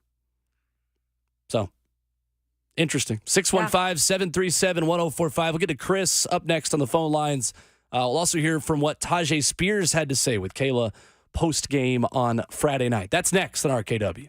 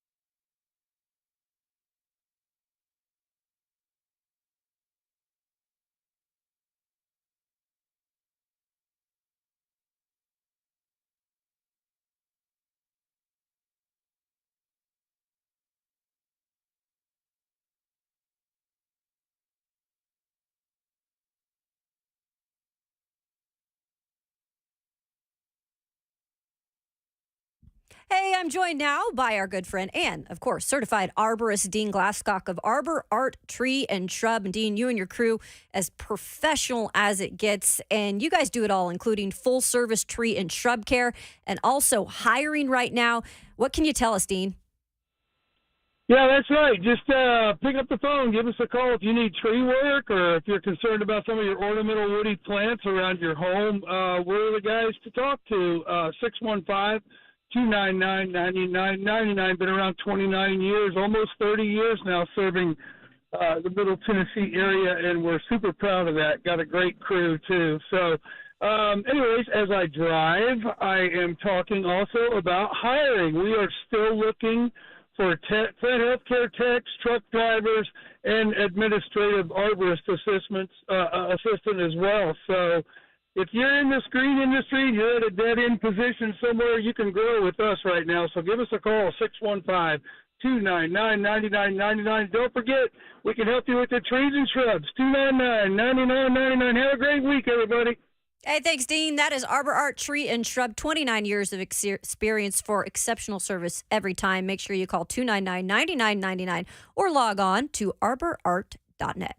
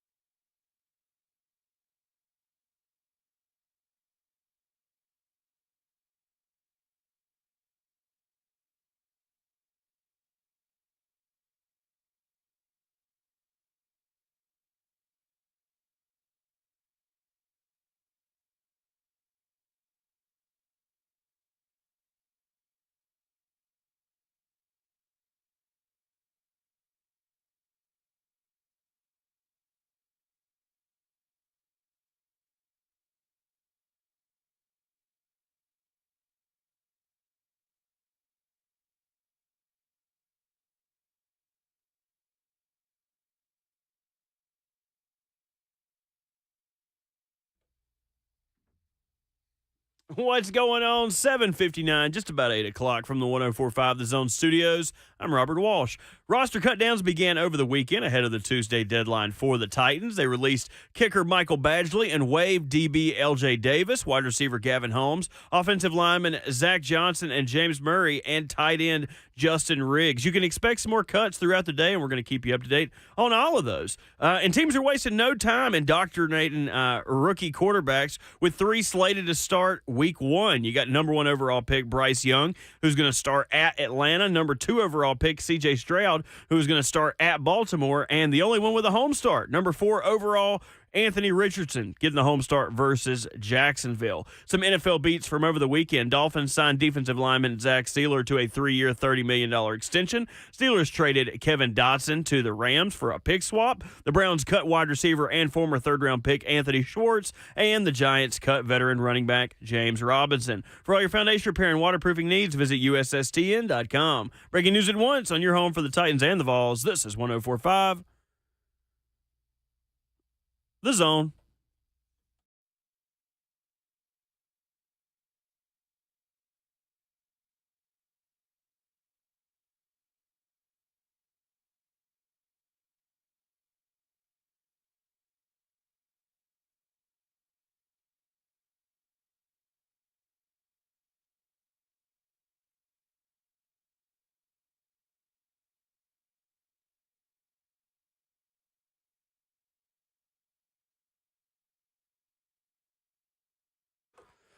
Welcome to your Monday morning on RKW. We're powered by All Four Seasons Garage Doors, and we have got a ton to talk about your Tennessee Titans. Keith Bulluck, Titans legend, will join us in 20 minutes. His perspective on the defense that played very well, not only when the starters were on the field in the first quarter, but also when the backups were on the field. And we're still waiting on the Patriots to get to 80 yards of total offense on Friday night as the Titans beat the New England Patriots. 615-737-1045 our number. Get a little week 0 college football recap for you as well with Damone Foster and Kayla Anderson. Robert Walsh, our producer. I'm Will Bowling. Oh, wow. Hey there. Oh, boy. Haven't heard that in a while. As this matches the mood today. Yeah, it does. Matches the mood today. I wonder if we'll get a call about not doing intros. What do you mean? 3HL the other day had a call. Oh, yeah. Somebody wasn't happy with the intros. We don't play them very often. Yeah, if you're going to get upset over here, we play them once in a blue moon. That's right. I like to sneak them in there when no one's expecting it. So if Exactly. you're getting hot about it, get hot about it somewhere else. Or call me and I'll talk dirty to you. Step 1, There you sit. go. Step 2, spin. Step 3, Sit and spin. see step 1. No doubt, man. This conversation is getting real good when it comes down to this Malik and Malik, Tannehill, and Levis, man. Yeah. And we're speaking highly of 2 backups when it comes down to what their role is supposed to be this year. If we don't see either one of them for a snap, I think everybody would be satisfied because that means your quarterback is healthy and the O-line and the offense is moving, right? Yes. It's very fascinating on what side people are choosing between Malik and Will Levis. It is. It's very fascinating. Infinite Bank Chat is lively this morning where you can watch the show and join the conversation at Facebook, YouTube, Twitter, or Twitch. Oh, nobody's going to use the Dawn line. That's okay. Hey, this is our show. I was waiting on somebody. We got to keep it original. I say it in I my don't like to head steal people's every stuff. single time. That's fine. I don't want to steal people's I stuff. say it in my mind. I do. Twitch, please. I Thank do. you. Babs, you got me. To the phone lines we go at 615-737-1045. Chris is in Nashville up first here in hour 3. What's up, Chris? Chris, you there? Yeah, can you hear me? There we Yeah, go. we We got hear you ya. now. Thank y'all for taking my call. Yeah, that Twitch please is programmed in my head now. Absolutely. Same. But yeah, shout out to them. But shout out to y'all too. But hey, look, I want to congratulate and welcome everybody back in for school, for college. I'm up here now at MTSU. I'm on campus and all the ruckus. But shout out to everybody who's starting back school. But I would say Malik. I would go with Malik because of the experience and also every game he is getting better. So I will give him that. Got to get rid of the mistakes. But I'm excited to see Ryan Tannehill under our new offensive coordinator. I want to see how he's gotten better under Tim Kelly. I want to see, is he better with making decisions? Is he quicker with the ball? I think that was our biggest problem with quarterbacking last year. We didn't have an escape. Derrick Henry he's not fast enough as a running back to catch the ball in the backfield. Now we got somebody. I want to see Ryan Tannehill take a step forward. Thanks, Chris. Yeah, that's a good twist right there. The actual starter.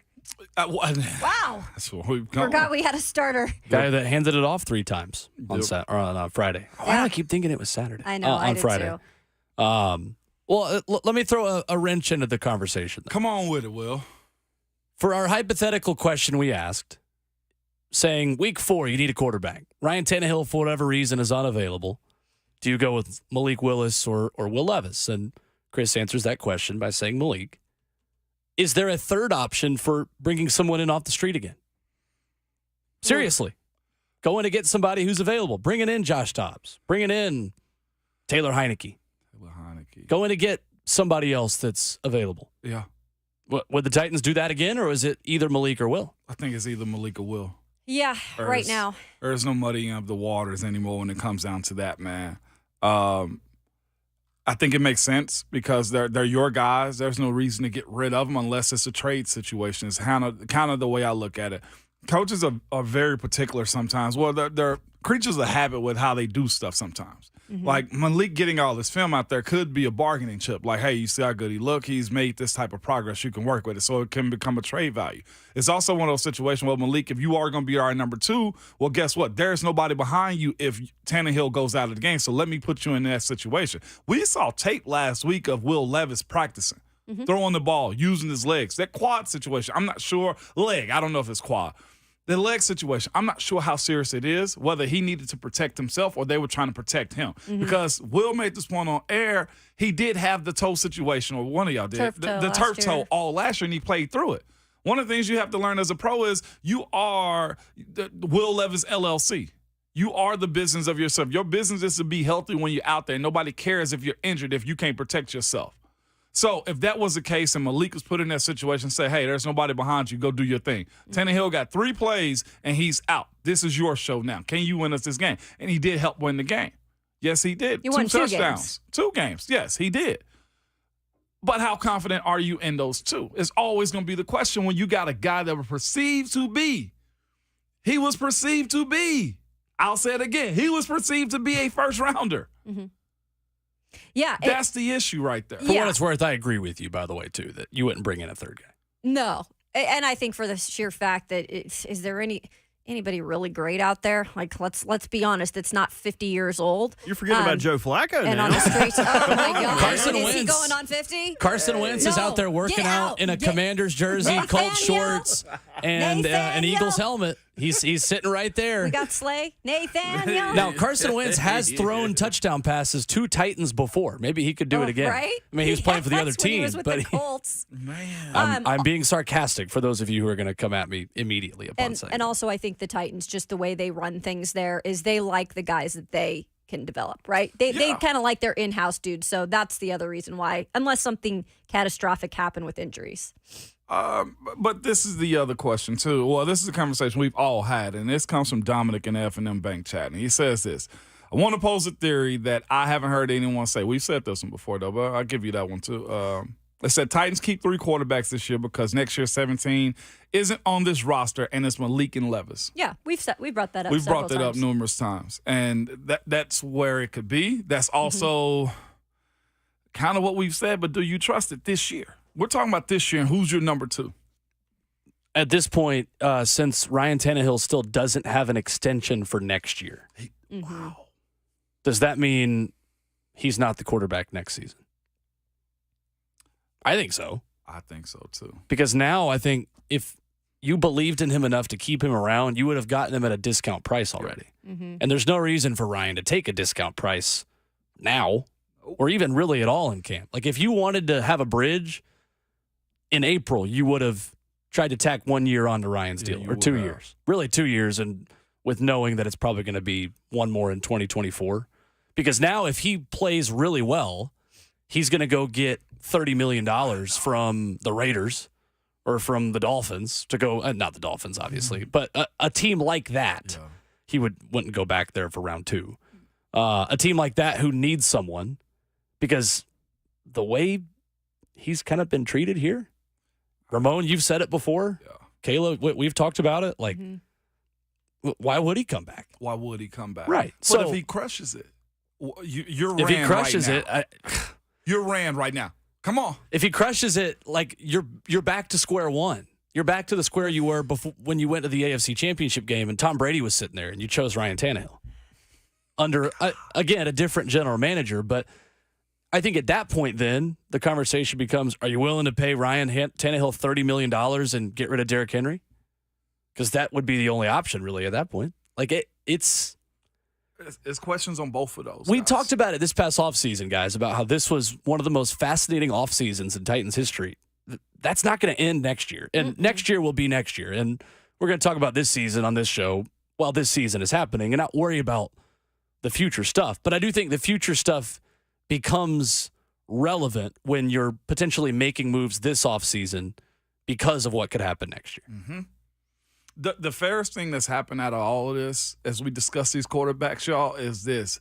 You got to give it up to Rabes on this one because Malik has gotten the fairest shake I feel like he would have gotten at almost any other place. I don't know if any other place would have been this patient, would have been giving him this many opportunities. With Malik Willis, With Malik Willis. As we speak about these quarterbacks, not saying Malik was bad, but there was so much to get over as far as him getting game reps, him developing himself too. Can we got to give credit there because Will Levis is the easiest slot to take number 2. Yeah. And he hasn't. Right. Let's go to the phones really quickly before we get to Keith Bulluck coming up. Let's go to Lorenzo listening in from Atlanta this morning. What's up, Lorenzo? What's going on, y'all? What's going on? What's up? So can we admit that last year we had a terrible O-line after like week 6. The weapons was inconsistent, and we had Todd Downing as our OC. Can we can admit that? Yes. Yep. Okay, so I've been listening all off season, and 8 times out of 10, we've been giving 17 a pass. So are we giving all quarterbacks a pass for last year's debacle, or just one? Well, Ryan Tannehill was better than Malik Willis was with the same supporting cast. Wasn't even close last year. Oh, no, he was because he's a 10-year veteran. Sure. And Malik is a project rookie that is going to take 2 or 3 years. And this is year 2, and he's showing improvement that I expect him to show in year 2. He said in the interview, they asked him what the difference was. He said, well, I went through the experience last year. I know how to run a huddle. I know what plays we run. I know why we run these plays.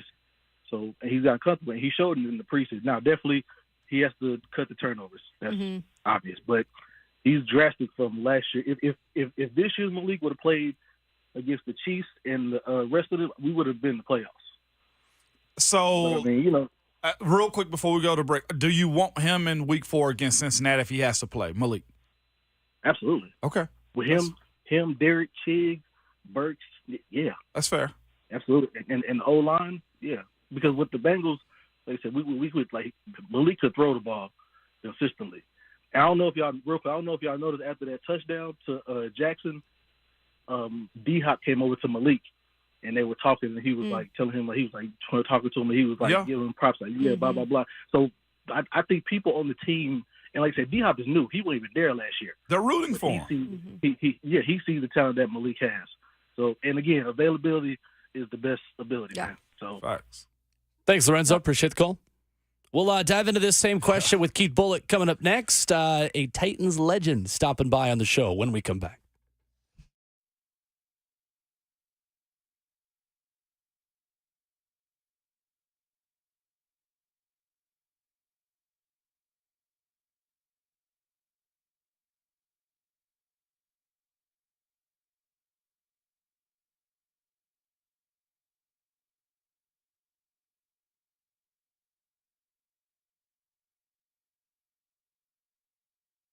Hey, it's Kayla Anderson for the Ingram Agency, local agency that was founded from the ground up way back in 2010. My friend Chris Ingram, along with his team of fully licensed professionals, have really created a strong agency focusing on serving all of the Tennessee area. So let's say you need insurance, right? You don't want to work with any of these big companies.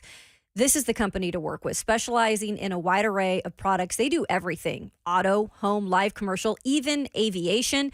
And it's not your average insurance company. I've worked with a lot of those in the past. They're a pain in my butt. I'm spending most of the time on the phone trying to argue with them about claims and getting my money's worth. The Ingram Agency, not like that at all. They were founded on passion for education and support.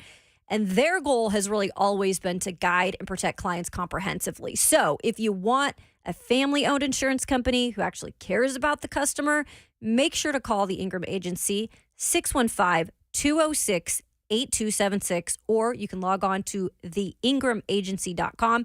Rest easy with the Ingram Agency.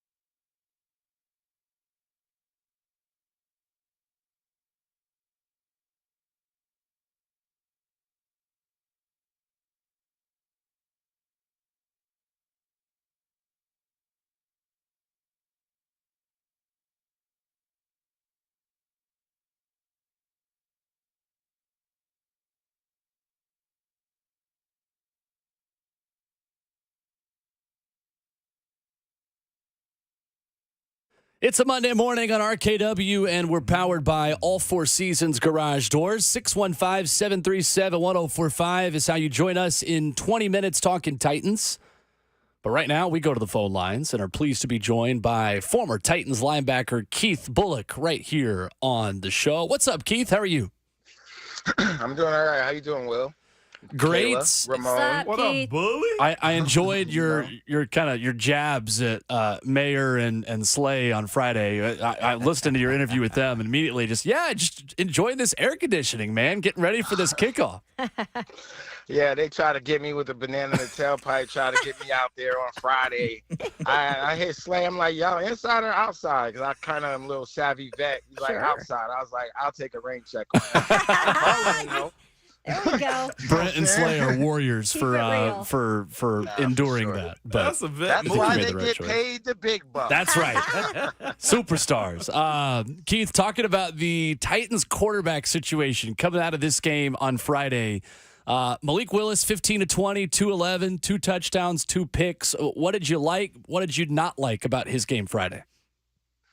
Well, I feel, I just kind of, they're going into camp this preseason. I just wanted to see how Malik was going to progress, because at the end of the day, we need to see him get better from last year. And I feel that by them drafting a second-round quarterback, if he doesn't play decent, the writing's on the wall. It still might be on the wall, but I think that he got better each game this preseason. He made some throws that we didn't see him make last year. I feel this last game with the Patriots game, what was he? I think 5 for 20. Regardless, he stayed in the pocket with his eyes downfield. Last year you see him get happy feet and look to run and tuck the ball, but he always had his eyes downfield. That's why he was making and able to make a lot of these completions. Although he was going against, the second and third string, I feel he did exactly what he's supposed to do against that type of competition. He threw one of the picks was a carryover from the week before, but I need to see that route again, because he keeps throwing that blindly, and I feel like just playing linebacker, there's normally something shallow to hold that linebacker from being able to play that deep route, because that's the only route that linebacker has to play. Obviously, the quarterback has to make the right decision, but usually there's some, as we call it, like cheese to kind of bake that linebacker to come up a little bit so that window is there, but it hasn't been there. And I'm just curious to why he keeps going there. But other than that, man, I think he did what you would like to see your second-string quarterback do against the competition he was in against. Move the chains, get first downs with his feet, with his arm, go out there, show that he understands the offense, and control the tempo. And I believe he did that. Of course, you had a couple of penalties for delayed game, but those things are going to happen in the preseason. Keith Bulluck, our guest this morning on RKW. So, Keith, we're talking about if in week 4 the Titans have a need at quarterback and Ryan Tannehill gets, as Ramon says, a headache or a paper cut because you never want to speak bad injuries into existence, and you need a guy week 4. Thigh injury. That's right, sure. Yeah, thigh injury. You get ball. You get it, You boy. get it. At that point, Keith, if we're 4 weeks in and the Titans have a need there, are you going with Will Levis or Malik Willis? I've never even seen Will Levis play professional football. You talk about practice reps and all that. Like, miss me with those practice reps, because there's nothing really stressful about the football game in practice. Yes, maybe for a rookie, yes, there's some stressful situations, but I don't know. But do the Titans do tackle to the ground reps like in practice? Because that makes a difference. And obviously the quarterback wouldn't be live. But my point being is I haven't seen any Will Levis at the pro level have pressure in his face, have to I haven't really seen him do much except what we were able to see that first preseason game. And that's not fair to Will Levis. Obviously he's been hurt, but that's just, I can't really, there's nothing for me to grade unless it's practice film, and I'm not privy to that. And that's why, Bully, I went with Malik, too, because he has been in real game situations. He's also kind of bounced back, even in that game against the Patriots, from some adverse situations and finished those off with touchdown drives. I like the composure I see out of Malik in terms of the growth process, too. So I'm with you on that. Keith, let's go to the defensive side of the ball. We saw the starting defense, for the most part, in for a good chunk of that first quarter. What did you take from just the preview of those guys and some of the new faces like SMB and Azeez Al-Shaair? 3 plays, I couldn't really get much from 3 plays. There was a nice running play that Azeez made, but that's how you're supposed. That's a basic play, but that's how you're supposed to play a basic play. What really stuck out to me on that play was how one linebacker fired downhill, one back, one gap. You come downhill, protect your gap right now. But the backside linebacker hopped. He didn't come downhill. So a really good running back is going to put one foot in the ground and cut backside because that gap was wide open. So on the front side, you got the job done, and they were able to make the play. Obviously, you got the D-line penetrating and everything, but just putting the whole thing together, what it's supposed to look like week 1, I need my backside linebacker to come down to make that wall so that running back doesn't have an escape gap when they play a great front side.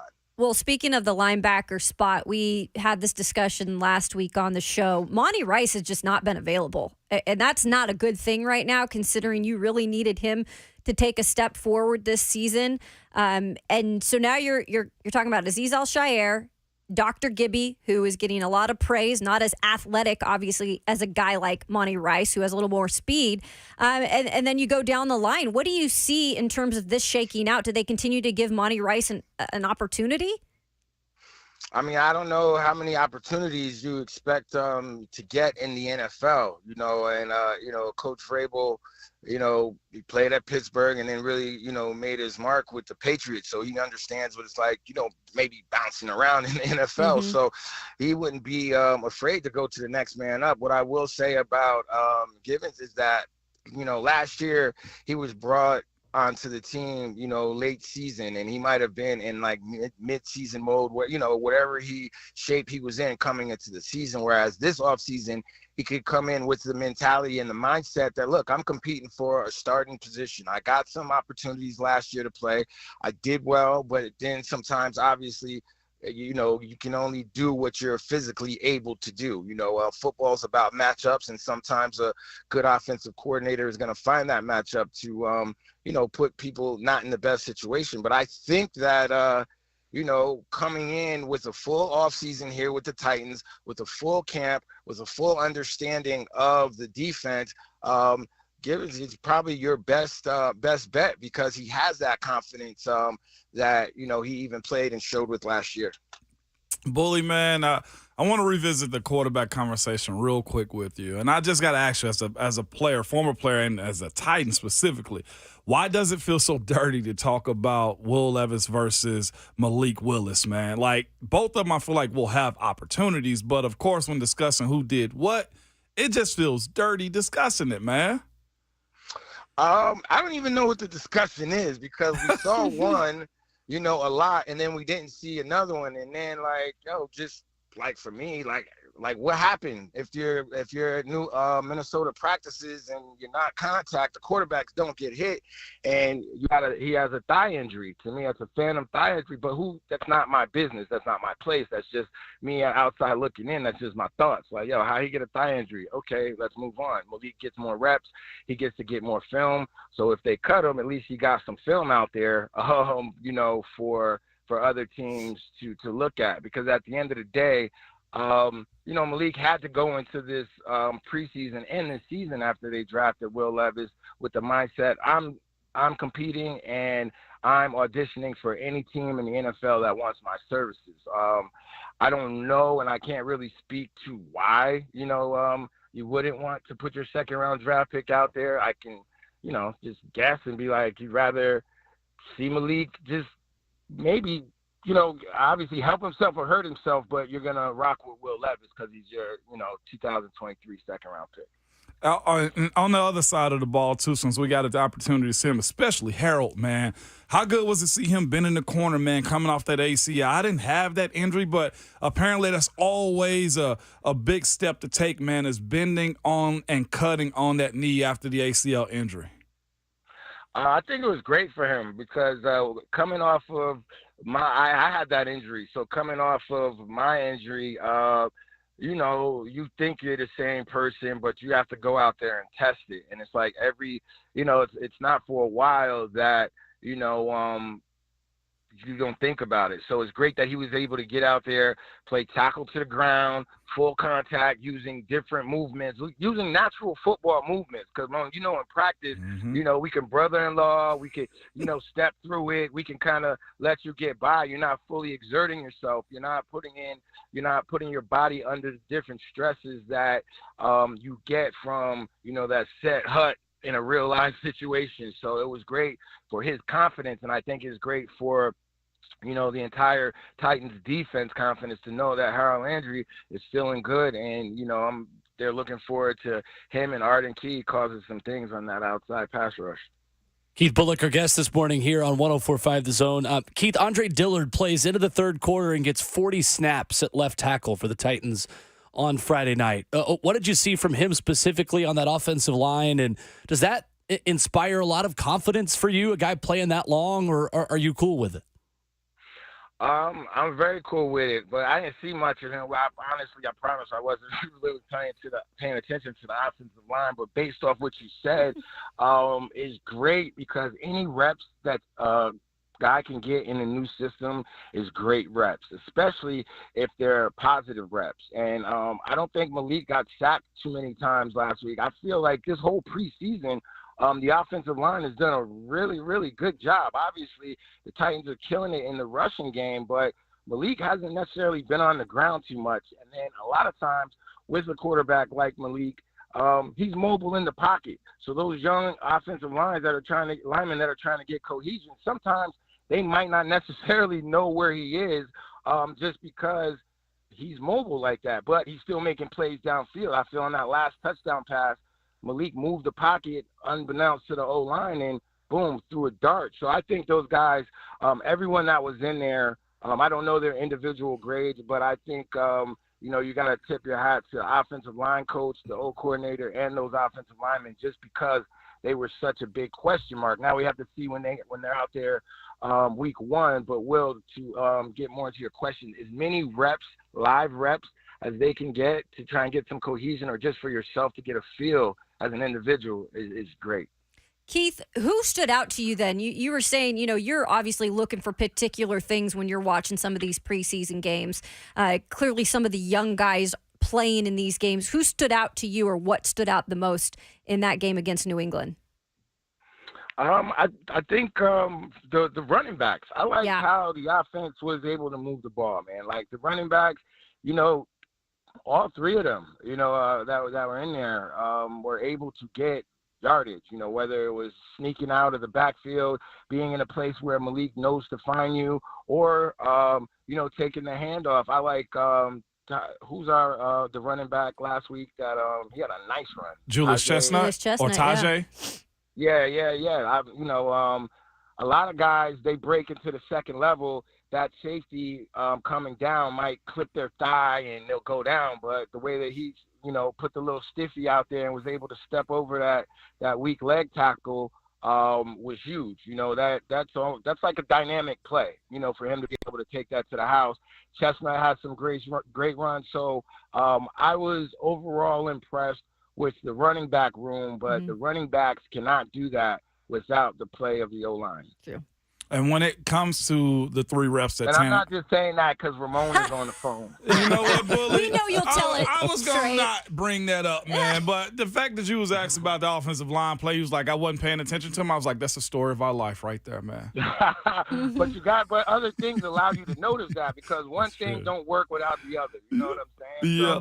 So it always comes back to you, big fella. And if you had heard Andre Dillard name a lot on Friday night, that could mean a bad day at the office. That's the bad thing about our position. They talking about us is usually bad, Bully. Yeah, no, that's not that's not good. That means you probably getting beat like a drum or something like that. Why I got to be like a drum, huh? Hey, Bully? 'cause, hey, you've heard that expression. No doubt, man. One person that's taking the beating, man, at least from a fan base, it seems like, not everybody is Ryan Tannehill, and that's kind of where I want to go. 3 reps, all handoffs, man, fine and dandy by me because he's got to get some reps under center with Aaron Brewer in that stadium. What's the expectations for him, man? You have no extension on the table as of today. You have 2 guys behind him that can potentially take his job next year. What is the expectation for a franchise quarterback with no contract extension in sight? I'm gonna let it hang, man. Ryan Tannehill is such a nice guy, yeah, he could keep being a nice guy or be the villain one year. You know what I'm saying? He got nothing to lose based off everything you said, and go out there and pretty much, I say let him hang because at the end of the day, you got 2 young guys that are chomping at the bit to get out there, and they're going to do everything in their power to learn and everything. And then, Ryan's a consummate pro. He's going to help these guys. He's not going to, try and, halt their growth, so he's definitely going to help where needed. But at the end of the day, Ryan just needs to, put this team on his back and play with, the confidence that I guess he already has, but he just needs to go out there and let it rip. Play with a little Jim McMahon or something like that, Yeah. Keith Bulluck, our guest, bringing it as always here on RKW. Great stuff as always, Keith. We appreciate it. Thanks, Will. Hey, Will, I just want to tell you, I am a former All-Pro newly Tennessee Hall of Fame inductee, That's right.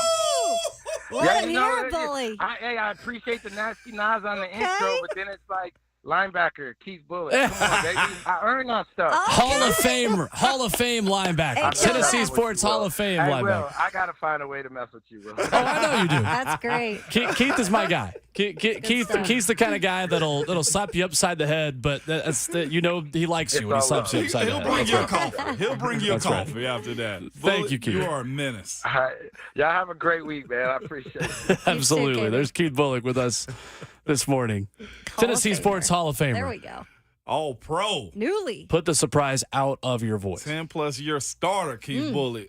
That's right. I told Keith the first time I ever worked with him that my roommate and lifelong best friend refused on Brentwood Blaze to move from linebacker to running back because he wanted to keep wearing the red gloves and be like Keith Bulluck. Yeah. Literally. That's so cool. Literally. That's so friggin' cool, man. Coming up, we'll get to Travis on the phone line, 615-737-1045. We'll also hear from Tajay Spears post-game on Friday night, coming up next.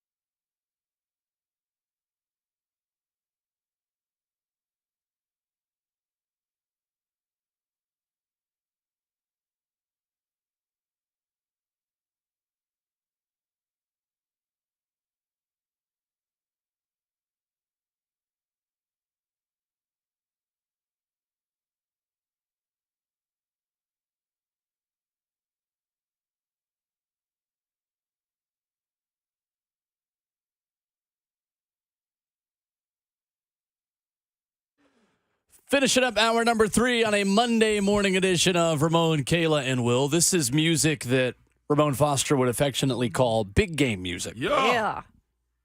Big game music. 615-737-1045. We'll hear from Tajay Spears coming up in a moment for what he had to say after the Titans win over the Patriots. First, we go to Travis, who's listening from North Carolina this morning. What's up, Travis?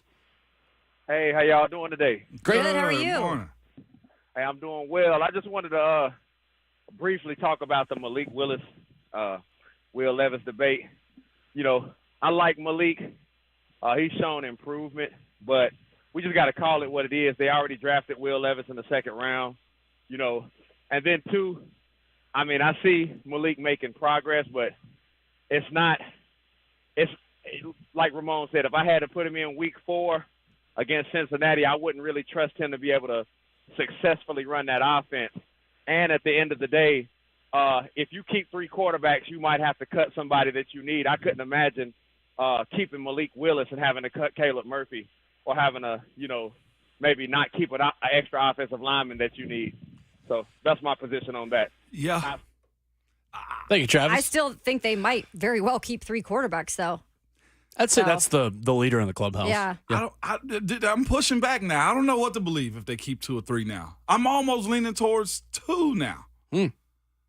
Because of those reasons. You can't be switching that bet, though. I'm not switching the bet. I'm not. That's why we can talk ourselves out of each of these. Yeah. I can talk. I'm almost talking myself out of the fact they might keep. I know. Because Bully even alluded to it, too. Did you hear his conversation at the end when I asked him about, you know, why is it such a tug of war? He was just like, well, did he said a phantom leg injury that Will Levis had in practice. Bully said this, okay? Thigh. And then it said, of course, well, maybe this was an opportunity to give Malik all the shine that he possibly have to build, well, to either crash and burn or ascend, right? Which one was it? And he played well enough to create some value for himself. Does that value mean he's not here? Does this value mean he's your number 2? Or does this value buy him more time for next year to continue to develop?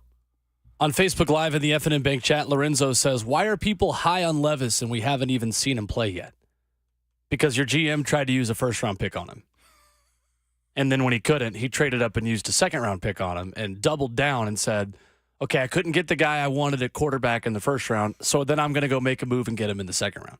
That's why we're so high on him. And personally, if you listen to this show in the pre-draft process, I don't think any of us were high on Will Levis through that process. Nope.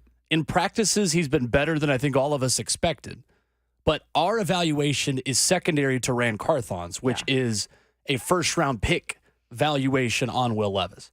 This is less about our opinion and more about the opinion of the guy calling all the shots, to be honest. In situations like this, what you're saying is follow the money. Yeah. They gave up money to go get him. Right. And I got another situation for you guys, and maybe this is something we can get deeper into at 9:20 when we talk about 53-man roster construction. But I wonder if Will Levis is a candidate for going on the in-season injured reserve. And I'll plead my case here. If they put him on injured reserve after the season starts, you would save essentially a roster spot until week 6. Week 6 is also after that week is when you get MPF back. So you could bring Will Levis back, have 2 quarterbacks on the roster hypothetically, and maybe that would give you the spot to keep a Caleb Murphy. Because if you need him in the first 6 weeks, it's probably going to be Malik anyway. You'd probably want Malik starting because he would have more opportunity to further this offense. But after week 6, when Levis could come back off injured reserve, and they could wait, I think the max is 3 weeks to add him after that, and that would give you a little bit more roster flexibility. It would, Bert, but the only pushback I'll give you on that, unless it is something super serious, that's going to really trigger the development process. Because I don't think you're able to even be out anywhere, unless, like I'm saying, unless it's a real serious injury. Yeah. He can be around. He can do all those things as if he's rehabbing to come back. But he can't be doing what he's been doing the past couple of weeks. That's what I'm saying. No, from my understanding, so IR. it could be something what they decide to do that, but that'd probably have to be a pretty significant injury in terms of the direction it's going in, right? Yeah. We'll get back to that in the 4th hour. I do want to hear from Tajay Spears and his conversation post-game with Kayla after the Derrick Henry-esque stiff arm he put on the field on Friday night. Yeah, as the days go on, you have your days that you're up and days that you're down. But as days go on, you start to get more relaxed and more accustomed to everything that's going on around here. How fun was it today to play in now what is your home stadium, having your family in the stands? It was cool, like, when you make big plays, the crowd get, like, they get up and, you hear the noise. So it was very cool. So just, we just got to keep going. So we were talking to Mike Vrabel and always preaching faster starts. From your standpoint, like, what can you guys do better in that aspect? I don't point fingers. Yeah. Maybe I should, honestly, I think I could set the blocks up better from my own line. I'm not here to point fingers and like call out people, but we just got to get on the same page. Yeah. I can, press a little longer, open it up for him, and give him more definitive like block points. But I ain't here to point fingers. So Malik Willis, some really good plays tonight after kind of bouncing back from some adverse plays. What does that have to say about a quarterback who's continuing to battle here and just be able to finish those two drives with touchdowns? Yeah, honestly, like, to be honest, they go to say a lot about the person. Like, everybody, you're gonna face adversity, no matter what you're dealing with. It's just about how you respond to it. And he responded to it well. He's a great guy on and off the field. Like, he always got this, he be picking everybody up around him. He always got this positive attitude, no matter what goes on wrong around him.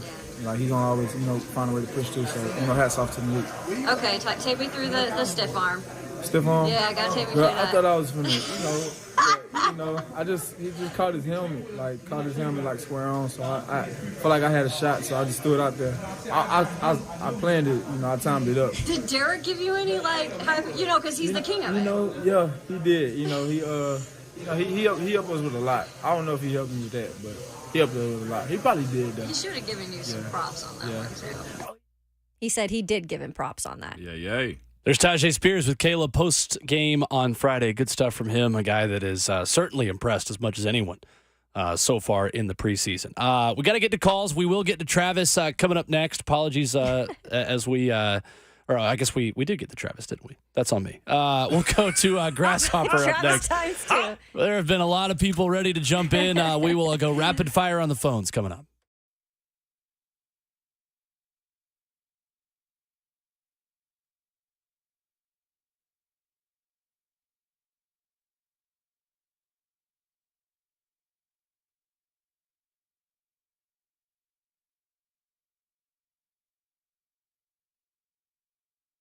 It's Ramon Foster for Hiller Plumbing, Heating, Cooling, and Electrical. And yes, I said all of those things because they do all of those things. They have actually fixed plumbing in my house. Heating and cooling, my HVACs are getting service very soon. And the electrical, from outlets to low voltage lights, they've done it all. And the reason why, they guarantee 100% satisfaction guarantee every single time.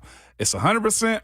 You'll be happy or the service is free. Stand by that. No other way around it, man. And the best part about it for me is the true transparency pricing. They have no hidden fees, no added costs, no surprises when you get your bill. Everything is itemized, and it's on the iPad right there laid out in front of you, I promise you. And it's explained right up front so you know what you're paying for and why, okay? They only suggest repairs or replacements to the customers that actually need them. I had something going on with my water faucet outside. Guess what he said? It's like, man, honestly, you don't really need us in this situation. You can do this, and really just gave me tips about how to do it. Yes, they took money from them, but they also gained the trust of a loyal customer like myself. And that's because they're family owned and operated, and they've been here in Middle Tennessee since 1990. If you want to experience the experience that I had, simply go to happyhiller.com and be sure to tell them that Ramon sent you.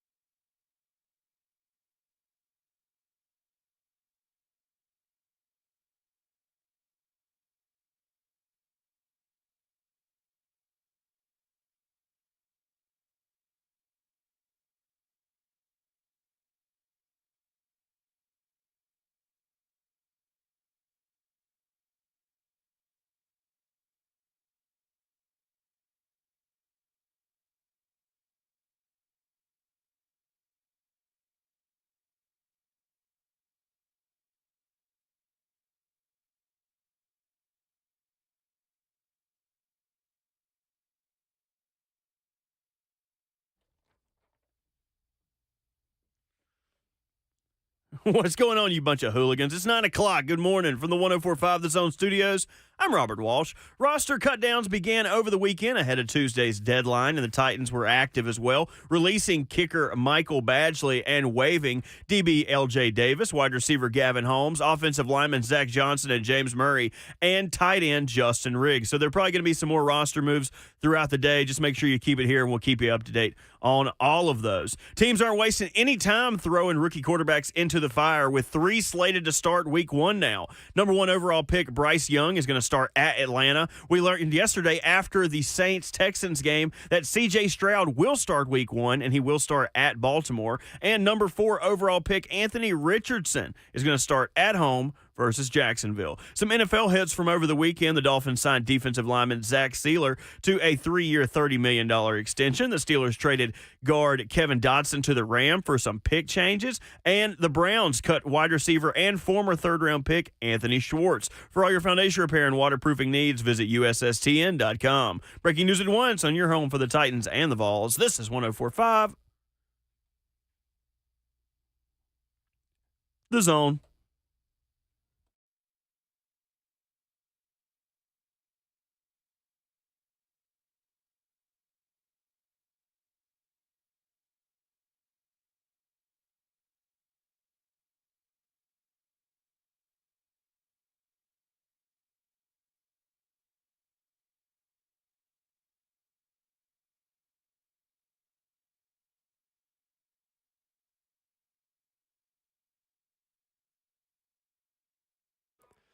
$60 minutes left in a Monday morning RKW that has flown by as we wrap up Titans preseason. Look ahead to week 1 of college football and take your phone calls on that and any other way the spirit has moved over the last 3 hours. 615-737-1045. We've got Ramon Foster, Kayla Anderson, and Robert Walsh.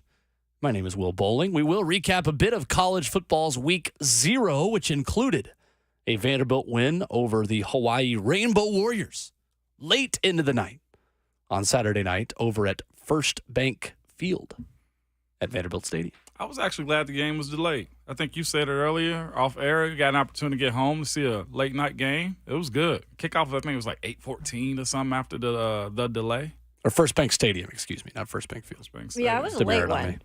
Maybe for you because you got other things going on. But dang, my Saturday, I was trying to take advantage of going to sleep at a decent hour for once in my life. Watching that one in Eastern time, it was late Saturday night. It was good. Yeah, it was exciting. It was so nice to stay up till midnight in Eastern time watching college football. Yeah. And then I took a little nap, like a little power nap during the Notre Dame Navy game. Woke up to the sounds of a whistle blowing and fans cheering. That crowd was awesome in Dublin. It was awesome. Really cool. It was. Yeah. They had a parade in the streets and everything in Dublin, man. Yeah. I'll be the first one to say a win is a win is a win is a win is a win all day. But I did jump on the box and say I didn't know if Vandy was going to cover that one, though. Yeah. I'm taking a little victory lap. We'll get to it for sure this morning. 615-737-1045. Let's start with Terrence in Murfreesboro. We've been talking a lot about Malik Willis, Will Levis, and Ryan Tannehill this morning. What's up, Terrence? Not much, guys. What's going on? Not much. Good morning. Good morning. I want to say I think people might be missing the premise here with who you want to start. If we have a situation going into week 4, I think people are taking it as Malik Willis versus the field. It's Malik Willis versus Will Levis. You got one guy that you see, even though you see that he has been able to evolve as a quarterback. And we're not talking about starter. We're talking about backing up. You see he's been able to evolve as a quarterback, whereas the other one, he is an almost complete unknown. The guy has one preseason game, and for all we know, that could be his high. We have nothing to go by. And Malik has evolved, and I'm not saying that he should be, chosen over Levis going forward after this season. What I'm saying is, going into week 4, we see what Malik can bring us. He will give us a chance to win a game if needed, and that's what a backup is supposed to do. Malik Willis's play during this preseason has been standard backup play. That's all you want is a chance to be able to win. But we don't know that. We have no idea if Levis can even give us that. Yeah, That's fair. That's about as fair as you get. Thanks, Terrence. Appreciate the call. It is. Yep. 615-737-1045. Grasshopper is up next with his take on the Titans quarterback situation. Hey, Grasshopper, what's up? What's up, Pop? All right. I heard I got a little giggle from Kayla when she heard her cousin Grasshopper. I did. I love that. Yeah. All right. Hey, can I be that guy for 1 second to say how much we don't know about Tannehill to where we talking about his backups? You know what I'm saying? Like, how much we don't know about Tannehill, how much we don't trust Tannehill when we talk about his backups. We're not talking about Mahomes' backups. We're not talking about Josh Allen's backups. We're not even talking about Joe Burrow's backup. But let me tell you this. Since we're talking about backups, this is how I feel. This is going to be a 2-quarterback roster team. And I am sorry. I like Willis, and he has grown considerably from year 1 to year 2. But the fact of the matter is, this is a business. And if I drafted a quarterback number 2, that's who I'm going to go with. And I think the Titans did the good thing, the honorable thing, by allowing Malik Willis to put film out there so he could pretty much audition for other backup roles. It's fair. And that's it. Thank you, Grasshopper. To be fair, too, the reason why we're talking about Ryan Tannehill's backups is because Ryan Tannehill's contract expires after this season, and one of those 2 backups is likely to be your long-term starter. Probably Levis. But Patrick Mahomes and Josh Allen are long-term starters at their franchises. That's why this isn't as much a conversation about backup quarterbacks. This is a conversation about the long-term future of your team as led by a brand new general manager and your head coach. And also, this is the only remaining quarterback battle in the NFL. This year was mostly quiet compared to recent years with quarterback battles because it was San Francisco with Brock Purdy and can Trey Lance break in? And really the question was, can he be QB2? The answer was no. That got resolved. This is the most interesting quarterback in the NFL offseason this year. I would agree, especially when you consider Anthony Richardson, C.J. Stroud, and Bryce Young have now all been named Week 1 starters. There's no holdover bridge quarterback that's keeping the first-round quarterback picks from playing like it is here. Right. And that's where the conversation is going to continually go right there until we get an answer from it. And you're right. We're talking about the backups here. Yeah. Mm-hmm. We are. Yep. Talk about practice. and kickers. That's their other one. Well, that's all it is. Jeez. Somebody earlier said the kicker minute's going to be quick now. Yeah, there isn't one. Time for our kicker minute. The Titans don't have one. This has been our kicker minute. Let's go to Jeremy up next, calling from Southern Illinois. And we've had Atlanta, North Carolina. Yeah. We had a caller from Rhode Island we were unable to get to. Now we've got Illinois represented. What's going on, Jeremy? Thanks for listening, man. Hey, not a whole lot. Thank you. We're Titans are everywhere. Love it. Yeah, I just want to say a couple of things. For one, I love this show, but can we get Brad and Ramon in here at the same time sometime? Might be able to arrange that. Yeah, we might be able to do that. All right. But then I just want to give praise to this whole situation that Rand's created or helped to create. Because I feel like we're going to be the winners out of this big battle that we're discussing. It's iron sharpens iron, and I feel like regardless of the direction they do, like this is all healthy from Will Levis. It's healthy for Malik. We even seen Tannehill when he has somebody that's right behind him that's capable of doing the job. Like it helps him out. So I think it's going to bring out the best in everybody. But then I just want to also say something. I know he's not there, but Buck, last night, somebody on his primetime show said something about, hoping Malik could one day become our Steve McNair. And then Buck just acts so disgusted about it. I'm like, bro, you're not even a Titans fan. I'm not saying he wasn't comparing him to McNair, because they're complete, McNair's name is Air McNair. Like, he threw the ball. Like, that was never in question. And, that's Malik's problem. Sometimes he holds the ball too long. Well, a lot of the times he does.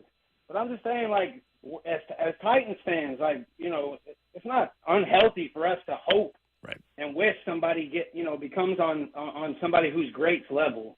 So I know that has nothing to do with y'all, but I just wanted to. Last night I was like, I'm gonna call and I'm gonna tell them how I feel about that, just because, and it is relevant because Malik. Right. Right. So. There's nothing wrong in that. Thanks, That's Jeremy. fantastic. Yeah, thank you for the call. I know Bert's got to be smiling from ear to ear right now. I got to side with Buck, though, because that guy was saying, yeah, one day he's going to be, he could possibly be, like, nah, man, come on. I don't know. As y'all know, I've tried to, like, mimic Steve McNair's fraternity-based touchdown celebration every time he scored. There were a lot of kids in recess in Middle Tennessee growing up the same time I was. Yeah. Trying to do exactly what Steve McNair was doing. That's around the time I realized football is probably not my future sport at any level. I wish you would have grew up in Atlanta and had to do the Dirty Bird. Can y'all imagine Will doing the Dirty Bird? I need that. In my life. He used to do what was it? The dance when your little thing came on. I'm not going to say it because I'll embarrass myself. What are you the talking something about? walk. Oh, Millie Rock? Millie Rock. Yeah. Oh, you're Millie Rock on anybody's block. Oh, yeah. No, you won't. I swear he will. You talking about Will? I'm talking about a cold-blooded. Oh, look at the finger. Boy, I can't wait to Millie Rock on somebody's block. Not for me. That was before Bert got on the show. Every white person at weddings has their go-to dance move they can't pull off but try to do anyway, and that's mine. I love that so much. Every white person has the dance move they should never do in public, yet tries to keep doing. I don't know. I mean, I'm just going to be honest with you. If anybody has a video of Will Millie rocking like he can do it, I need to see that. I know I can't do it. That might be do it, though. I think we need to change the quarterback bet to no longer push-ups. Will just has to Millie rock for an entire segment. You know what? I would take that. I would change that. Will's up there giving his take less painful than I think they're keeping 3 quarterbacks all year now. Just hitting a smooth Millie rock. Oh man, I love that. I'm gonna be honest with you, Will. Bert, I might consider that, man. We got 3 quarterbacks. But you know what? I will say the McNair thing. I don't look down upon any Titans fan that wants to make that comparison, because hosting Titans Talkback last year, Kevin Dyson made that comparison. And he said the toughness in the way he runs and finishes through contact is something that McNair did his whole career as well. Mm-hmm. You can say that elements of Malik's game remind you of McNair without saying that Malik is going to be Steve McNair if they keep him. That's probably where the argument changes. One question. Yeah. Was the same thing said about VY, Vincent? I'm not asking for any particular reason, but just the style.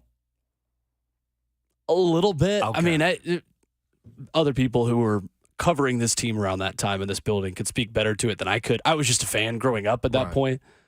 For VY, though, yeah, you were looking for another Steve. Because his was just, he's such a high draft. But it took him so long to just figure out the offense, and he never totally could do it. That mentally, just the way football works, Vince just never, ever figured that out.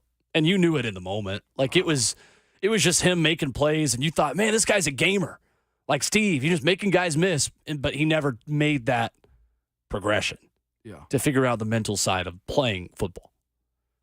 So, coming up, we go back to the phones. We'll get to Gilbert first up, and then we give you our RKW 53-man roster out of camp. Interested to see how many quarterbacks, how many wide receivers, offensive line. 53 guys on this team as picked by us coming up next.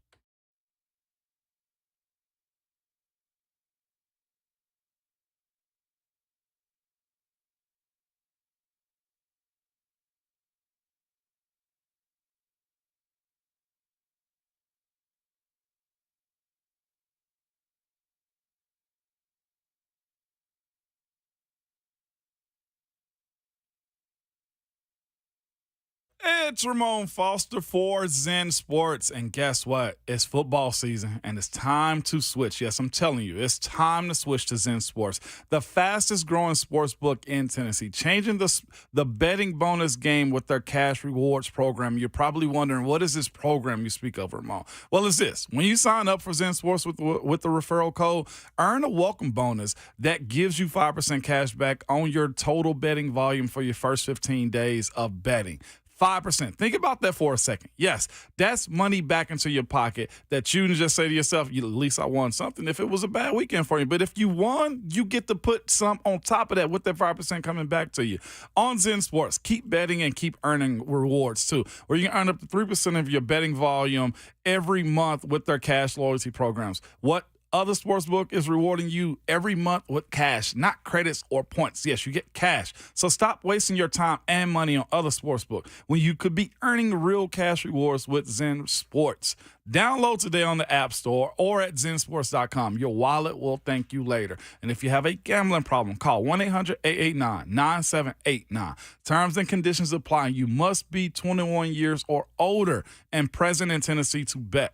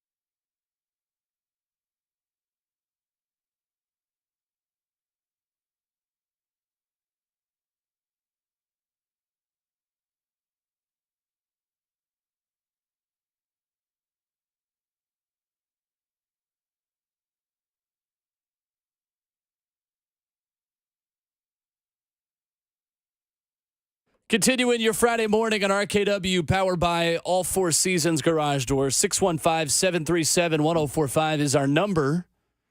We've got our 53-man roster for the Titans that will have to be done by tomorrow afternoon.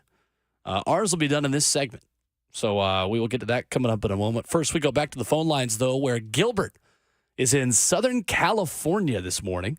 Just if we had a map in front of us, so we've got a crayon coloring in everywhere someone's called in from. We're doing pretty well this morning. What's up, Gilbert? Hey, what's going on, fellas? How are you? Not much. Good morning. All right, good morning. Getting ready for that game, man. Week 1, I'll be in New Orleans. I try to go to a Titans game every year and travel, so hopefully anybody out there, we can link up. But what I wanted to say is I'm kind of disappointed in this quarterback situation because I have trust in Tannehill, and I thought that this year was a year to get a receiver. And then, next year figure out what we would do, go all in on a veteran quarterback or maybe make a package and get a good quarterback out of college that was ready to come in, actually, because Malik Willis is just not ready. For me, watching the game, it's like against a real defense with a team ready to prepare for him, it's like he was holding on to the ball too long, and the game just looked a little too fast for him. And I think, he got better, but it's better, good enough. And I just feel that we just have to go with Levis, and hopefully he can catch on and read these defenses. But Malik Willis is just when it breaks down, he just goes to his legs, and I just don't see him being able to last in the NFL running like that and the game being so fast for him. Appreciate the call. Yep. Thanks, Gilbert. I think that's where that's where I am. I'll speak for myself. Yeah, He's gotten good and a whole lot better. And y'all, I interviewed him after the game. He is a pro's pro. He deflects everything to his teammates. And when I asked about, how was his development going into year 2, his expectation, he was just like, well, I got a plan. I knew what I had to do. And that right there was just another checkbox, I feel like, for him understanding what year 2 is going to be like as far as his development, as far as his expectations. When it's one of the hardest things to do sometimes when watching people develop is to actually let them develop, to actually let them have reps. That's one of the constant conversations I have on my kids. I ask, how'd you do? Well, it wasn't as great. Well, I'm like, well, no, I didn't ask you how great you were. I asked you, how did you do? What did we do good? And I think if we ask a simple question to Malik as far as his preseason, what did he do good? Pocket presence was there. Not breaking out and running and from not breaking from the pocket as early as he did last year. His awareness of where he was on the field was there. The delivery of certain footballs in the passing game was there too. He looked like a better pro. All checked boxes. Again, this is the development part of what Malik is doing. Well, I also think it's a one kind of situation that we're able to really dive into because you're, as a caller was saying, it's kind of just based on what Malik's done. This is not based on really what Levis has done. So we're hoping that if Levis is the backup, that's more based on hope right now that he is that guy that's ready to step in. It's not based on what he's done in preseason games yet. Yeah, practice, we can say what we want in practice, but he hasn't been available. Right. So you're hoping. That's why Malik is getting most of the conversation thrown his way, whether you like him or not, or you're satisfied with him or you're not, because you're still hoping that Levis is going to be that guy here 4 games into the season when we just haven't seen it yet. Yeah.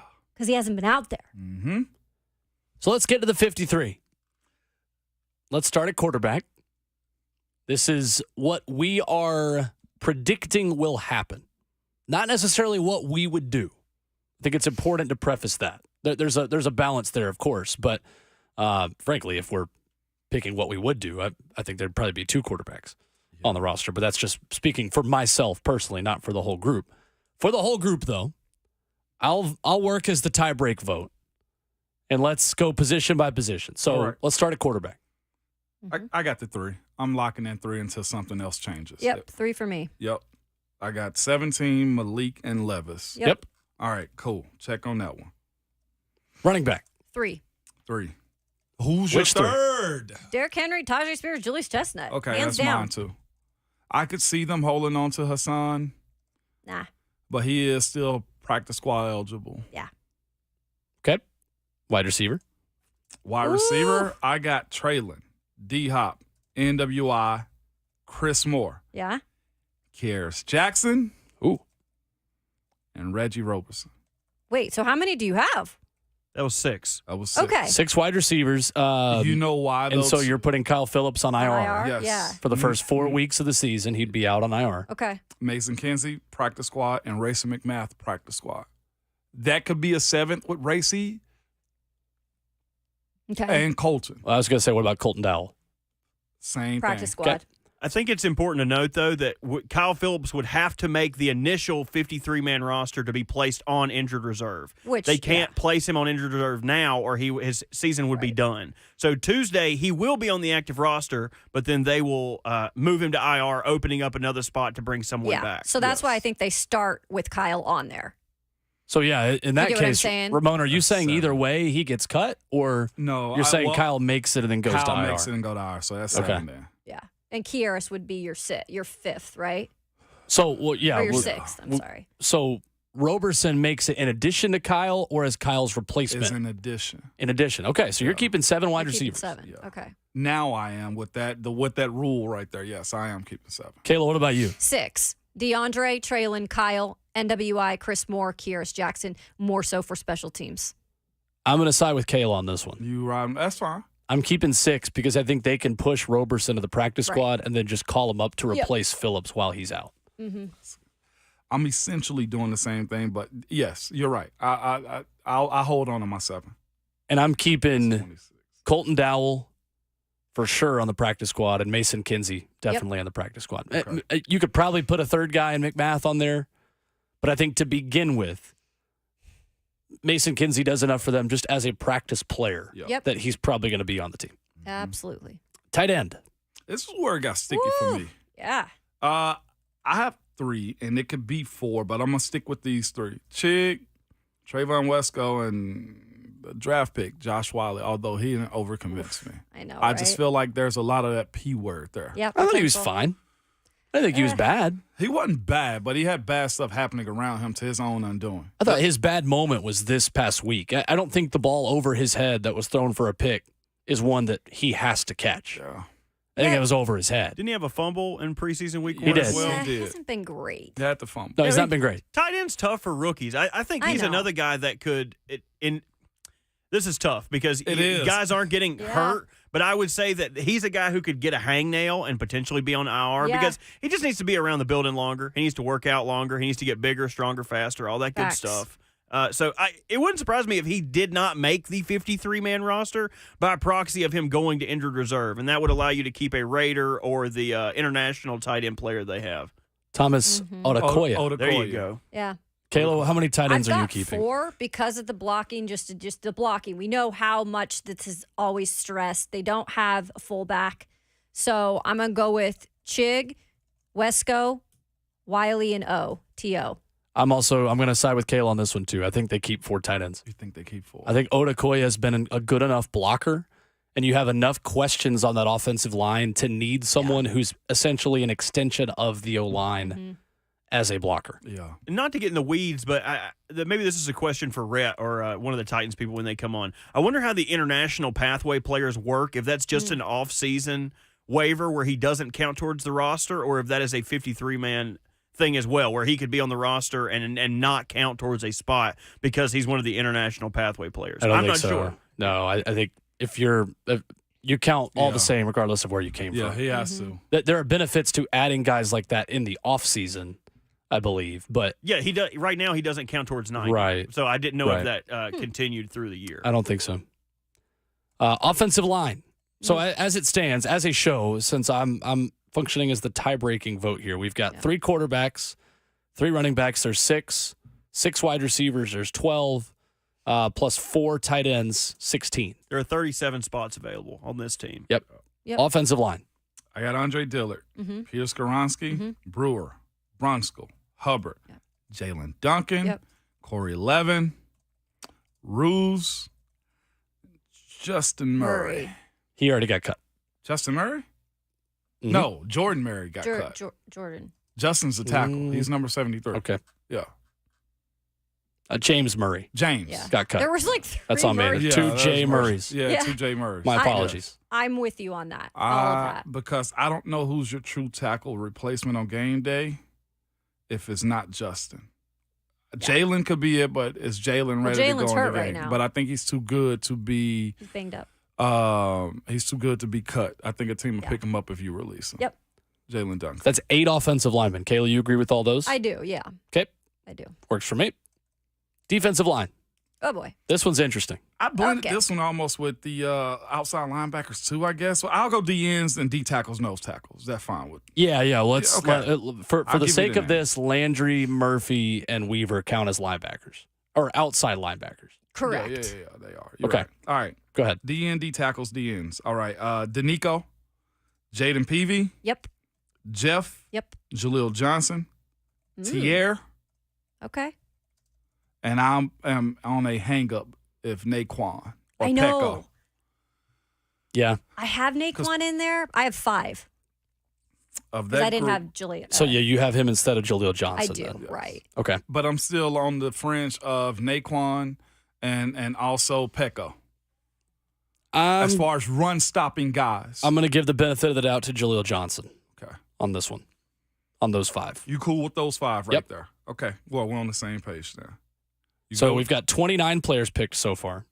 You had 24 on offense. I actually had 26 by my account. Well, right. Our entire group. show 53. Linebackers. Start outside linebackers. How many? Oof. I got Arden, Rashad, Caleb Murphy, and Harold. Yeah, I have 4. 4. Murphy and Harold. Yeah. Okay. I agree. Hesitantly, but I agree. I Yeah. still don't think Caleb Murphy is as safe as many fans would like to believe. That's fair. Mm-hmm. But I do think if you're going for the best 53, he's deserved it and he's earned it. Not always about what you earn, unfortunately, when it comes to making a 53-man roster. Yep. I'll give him the benefit of the doubt. I'll say Murphy makes it. Doesn't mean you'll stay there all year. Yeah, no, But he it can doesn't. start there. Can we go ahead and just knock out punter and long snapper too? We'll get there. I know, We'll get but I there. just want to go ahead and get them out of the way. All right, We never have mind. 20 left. Well, we don't have a kicker to get to. Punters so are there's people, that. too. They are people. That's too. true. You're right. Inside linebackers. Inside linebackers, Jack, Aziz, Chance Campbell, Ben Neiman. Uh-oh. So you saying 4? I got 4. So no Luke Gifford. No Luke Gifford Monty or Rice. Monty Rice for Ramon Foster. And that's where I'm sitting. Like, have they done enough to appease me? Yeah. Have they done enough for them to appease me that I don't have to go shopping, as I heard a coach say? I feel like with those 2 decisions, I still got to go shopping for players. Caleb? I don't at this point oh god, this is hard. Imagine actually having to make this decision. I don't think Monty has not been available, and I don't know what's going on with that situation. Maybe he starts the year on IR. I don't know, but he'd initially have to make the roster. What I think could happen, and what's been popular in roster configurations as of late with stuff, is they'll have handshake agreements with veterans that won't be subjected to waivers. Right. So Yeah. if you're a vested veteran and you've been in the league, you are not subjected to that's a 4-season under your belt. Yep. So I could see them cutting a Ben Neiman, Okay. and putting on a Monty Rice, only to put Monty Rice on injured reserve and bring a Ben Neiman back in his place. That would make Okay. a lot of sense. It's so fluid of a freaking Are we saying roster 5? change. I'm going to add another. I'm going Who you got? to put my one card on the table here to play my own opinion. I'm putting Gifford on the team Gifford. too. Yeah. In addition to Neiman, Alshire, Campbell, and Gibbons. Okay. I think it's those 5 inside linebackers. I I'm- think Monty Rice is out. I'm with you. 5. I'm Okay. going for it. I'll put them down. I'll jot them down, Will. I'm man enough to do that one. I'm man enough to go ahead and pencil them in. 15 positions left. Defensive backs. A crowded room. Very crowded. Room. Always a crowded room on a Mike Vrabel coached team. This is What are such we a at, hard number wise, guys? We Real got quick. 15 left. 15. Okay. Okay. Sean Murphy Bunting. Roger McCreary. Fulton. Gare. Trey Avery. And this is where it starts. I put a money. No, it's this. You haven't said Amani yet. I hadn't. Okay, all right. Amani Hooker, Mm-hmm. Byard. Oh, Byard makes it. Of course it does. Elijah Molden. And after that is where it gets sticky for me. Trey Avery. I already said You already said name. Avery. Mm-hmm. And that's where it starts to get sticky. You have 8 down right now. Yeah. I think they might keep more. AJ than Moore. 8. That's No, another he's one? no He's more. out. They He's might out, keep yeah. more. I think Armani Marsh has a legit chance. Not just because I'm put not him on saying him. this. Not just because he's a Washington State Cougar. Because I Yeah. know people will be coming at me. But honestly, you guys, he has spent time with the twos persistently. They have played him. They have raved about him. He fits the system. I feel like he could seriously be a part of the roster. Yeah. So I'm gonna throw him in there. I will add Mike Brown into that Yep, backup I safety will too. Mike as Brown? a 9th defensive back. You could make the argument Josh Thompson could make it too as a 10th defensive back. No. And we know that's not going to be their primary positions either, right? Right. These are teams' decisions to be made. Where they actually made splashes for Yeah. you to say. And that was where it became sticky for me. It's like, all right, well, where was Mike Brown at? You know? Mm-hmm. Teams? Yeah. Yeah. I think Mike Brown makes it. All right. So that's 9 defensive backs. Fulton, Murphy Bunting, McCreary, Guerrer, Avery, Hooker, Byard, Molden, Brown. That's 9. So, Robert, our statistician, we've got 6 spots left. That is correct. We have not got to special teams. Okay. Kicker, No doubt. there will be one, but The good thing is they don't have to do it by Tuesday. They have a whole week to do this. So it Yeah. kind of fits their scheme where they can work guys out and keep someone else in the meantime. right. So, Stonehouse and Cox Yep. are on the team.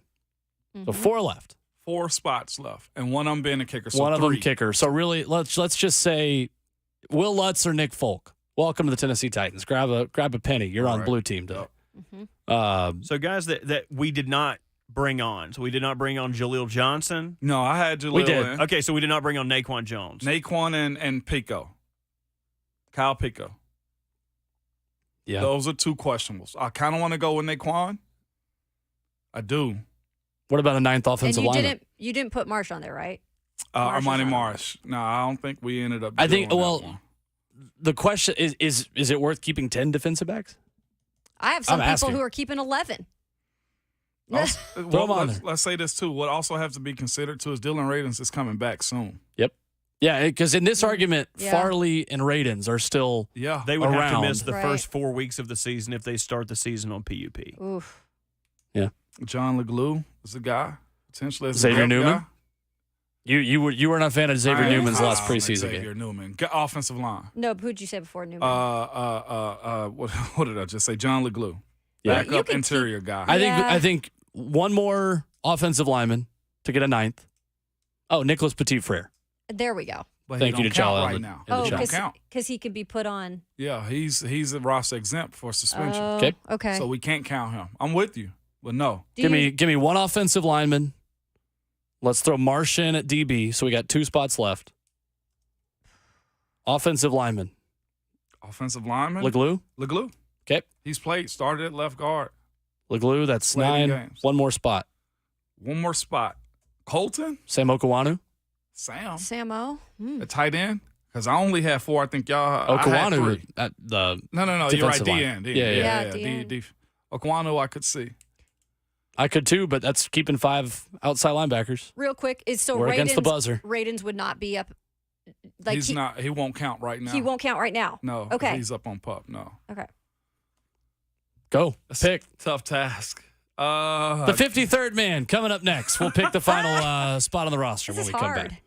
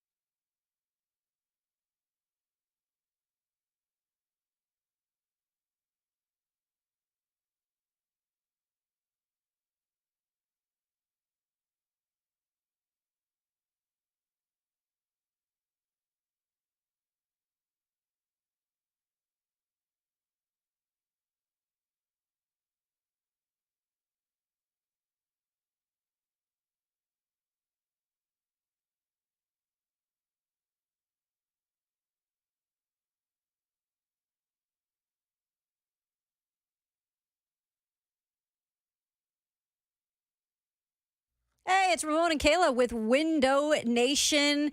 Yeah, we're getting a little bit of a cool down this week, but guess what? Summer's still here, and these temperatures go deep into the fall, at least when it comes to Tennessee. Heat, humidity, you're dealing with all of that, and that's forcing your AC into overdrive. So we've got a solution for you. New windows, yes, new windows from Window Nation. And you can save thousands today with no money down, no payments, no interest for 2 full years. And get 50% off right now on any style of windows. They have so many, Bose bays, double hung, really any that you can think of. They have it. A very good variety. Protect and increase the value of your home today. Don't wait. Check them out at windownation.com. And what's wild is that weather can affect your ways in many different ways. We've had hot days. We're going to have cool nights. And that can cause caulk to crack, seal failures, and condensation. Window Nation only uses the top-of-the-line materials. I'm telling you, all they do is windows, and they are expert at it. As Kayla just told you, simply call 866-90-NATION or go online to windownation.com.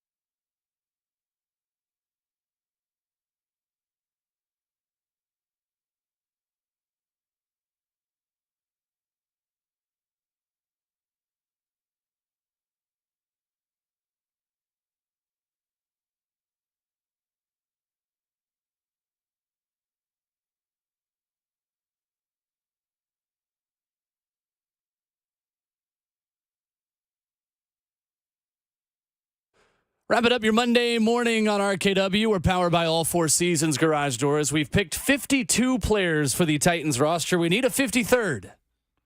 Do you want to do it? Who wants to play for the Tennessee Titans this year? 615-737-1045. All right, so it comes down to, what, a defensive lineman, Monty Rice maybe as a sixth inside linebacker. What are we thinking, Pete? I would go with D tackle. So you're going to throw Naquan Jones as a sixth D lineman on there? As I have it right now, Danico, Jaden Peavy, Jeff, Jaleel Johnson, and T-Air. Yep. Give me Naquan. I can get on board with that. Yeah, I'm with Naquan. Okay. I'm down. Give me Naquan. All right, so let's double check our math. We've got 3 quarterbacks. That would be Ryan Tannehill, Malik Willis, and Will Levis. Derrick Henry, Tajay Spears, Julius Chestnut, the 3 backs. Gives us 6. Mm-hmm. We get to 12 wide receivers, or 12 total with the wide receivers. Yeah, we're not keeping 12 wide receivers. Not the Arizona Cardinals under Cliff Kingsbury. Traylon Burks, DeAndre Hopkins, Nick Westbrook-Akine, Chris Moore, Kearis Jackson, and Kyle Phillips. Mm-hmm. That's 12 players. 16 players after we go to Chig, Wesco, Wiley, and Odakoya at tight end. So 12 plus 4, 16. We get to 25 on offense, thanks to 9 offensive linemen. Dillard, Skronsky, Brewer, Brunskill, Hubbard, Duncan, Levin, Roos, and Leglue. So that's 25. From 25, we get to 31 with 6 defensive linemen. Simmons, Autry, Peavy, Jaleel Johnson, Tart, and Jones. All right, so what? I said 31. That's 31? Y'all got to help me with the math here. What was that? I thought you said 32. Oh, goodness. Okay. 6, 12, 16, 25, 31. We're at 31 after 31 defensive linemen. After D linemen. 35 after outside linebackers. Yep, and that's Arden, Rashad, Caleb, and Harold. Yes. 35. We were at 40 after inside linebackers. Gifford, Neiman, Campbell, Alshire, Gibbons. 40. 40. We are at 50 after defensive backs. Fulton, Murphy Bunting, McCrary, Guerrer, Avery, Hooker, Byard, Molden, Brown, and Marsh. And then you've got a kicker, punter, and a long snapper. Yep. There you go, 53. All right. We rolling. Again, for those asking, the PUP list does count as someone who is on the team but not on the active 53-man roster. So IR, then you count towards the 53 and you have to be moved around. PUP list, you do not count towards the 53 and can be brought back, but you can't be put back on the PUP list. If you go on it, then when you come off it, you have to be you got to be active and you can't go back on PUP. Then you would just go on IR. Yep. So there you go. There's our 53-man roster. Who knows who the kicker is? But Bada boom, bada bing. Essentially at this point, we have a 52-man roster with an opening for whoever becomes available at kicker. I wonder where's my kicking boot at. Ooh, You did wanna kick. go? What was your long in high school? And I was in the 30s. I think I was like a 36, 37, somewhere up in there. It wasn't far for a field goal. I was talking about this with Jaleel Alibaba when we were in Atlanta for Nashville SC Atlanta United Saturday. Jaleel goes, yeah, I was talking to somebody, during the Tennessee-Alabama game about how far I could kick it. Mm-hmm. For those asking if Nashville SC players, would want to play, Jaleel claims he could kick a 30-yard field goal with his weak foot and make it. He's like, I could kick a 30-yarder with left footed 99 times out of 100. He's like, now, people running at me, that might come down a little bit. That might not be do it. But he was like, I could kick a 30-yarder with my left foot. Like maybe Hani Mukhtar wants to be the How Titans much money kicker. would it take to get Hani to be the kicker? 615-737-1045. It's fascinating, man.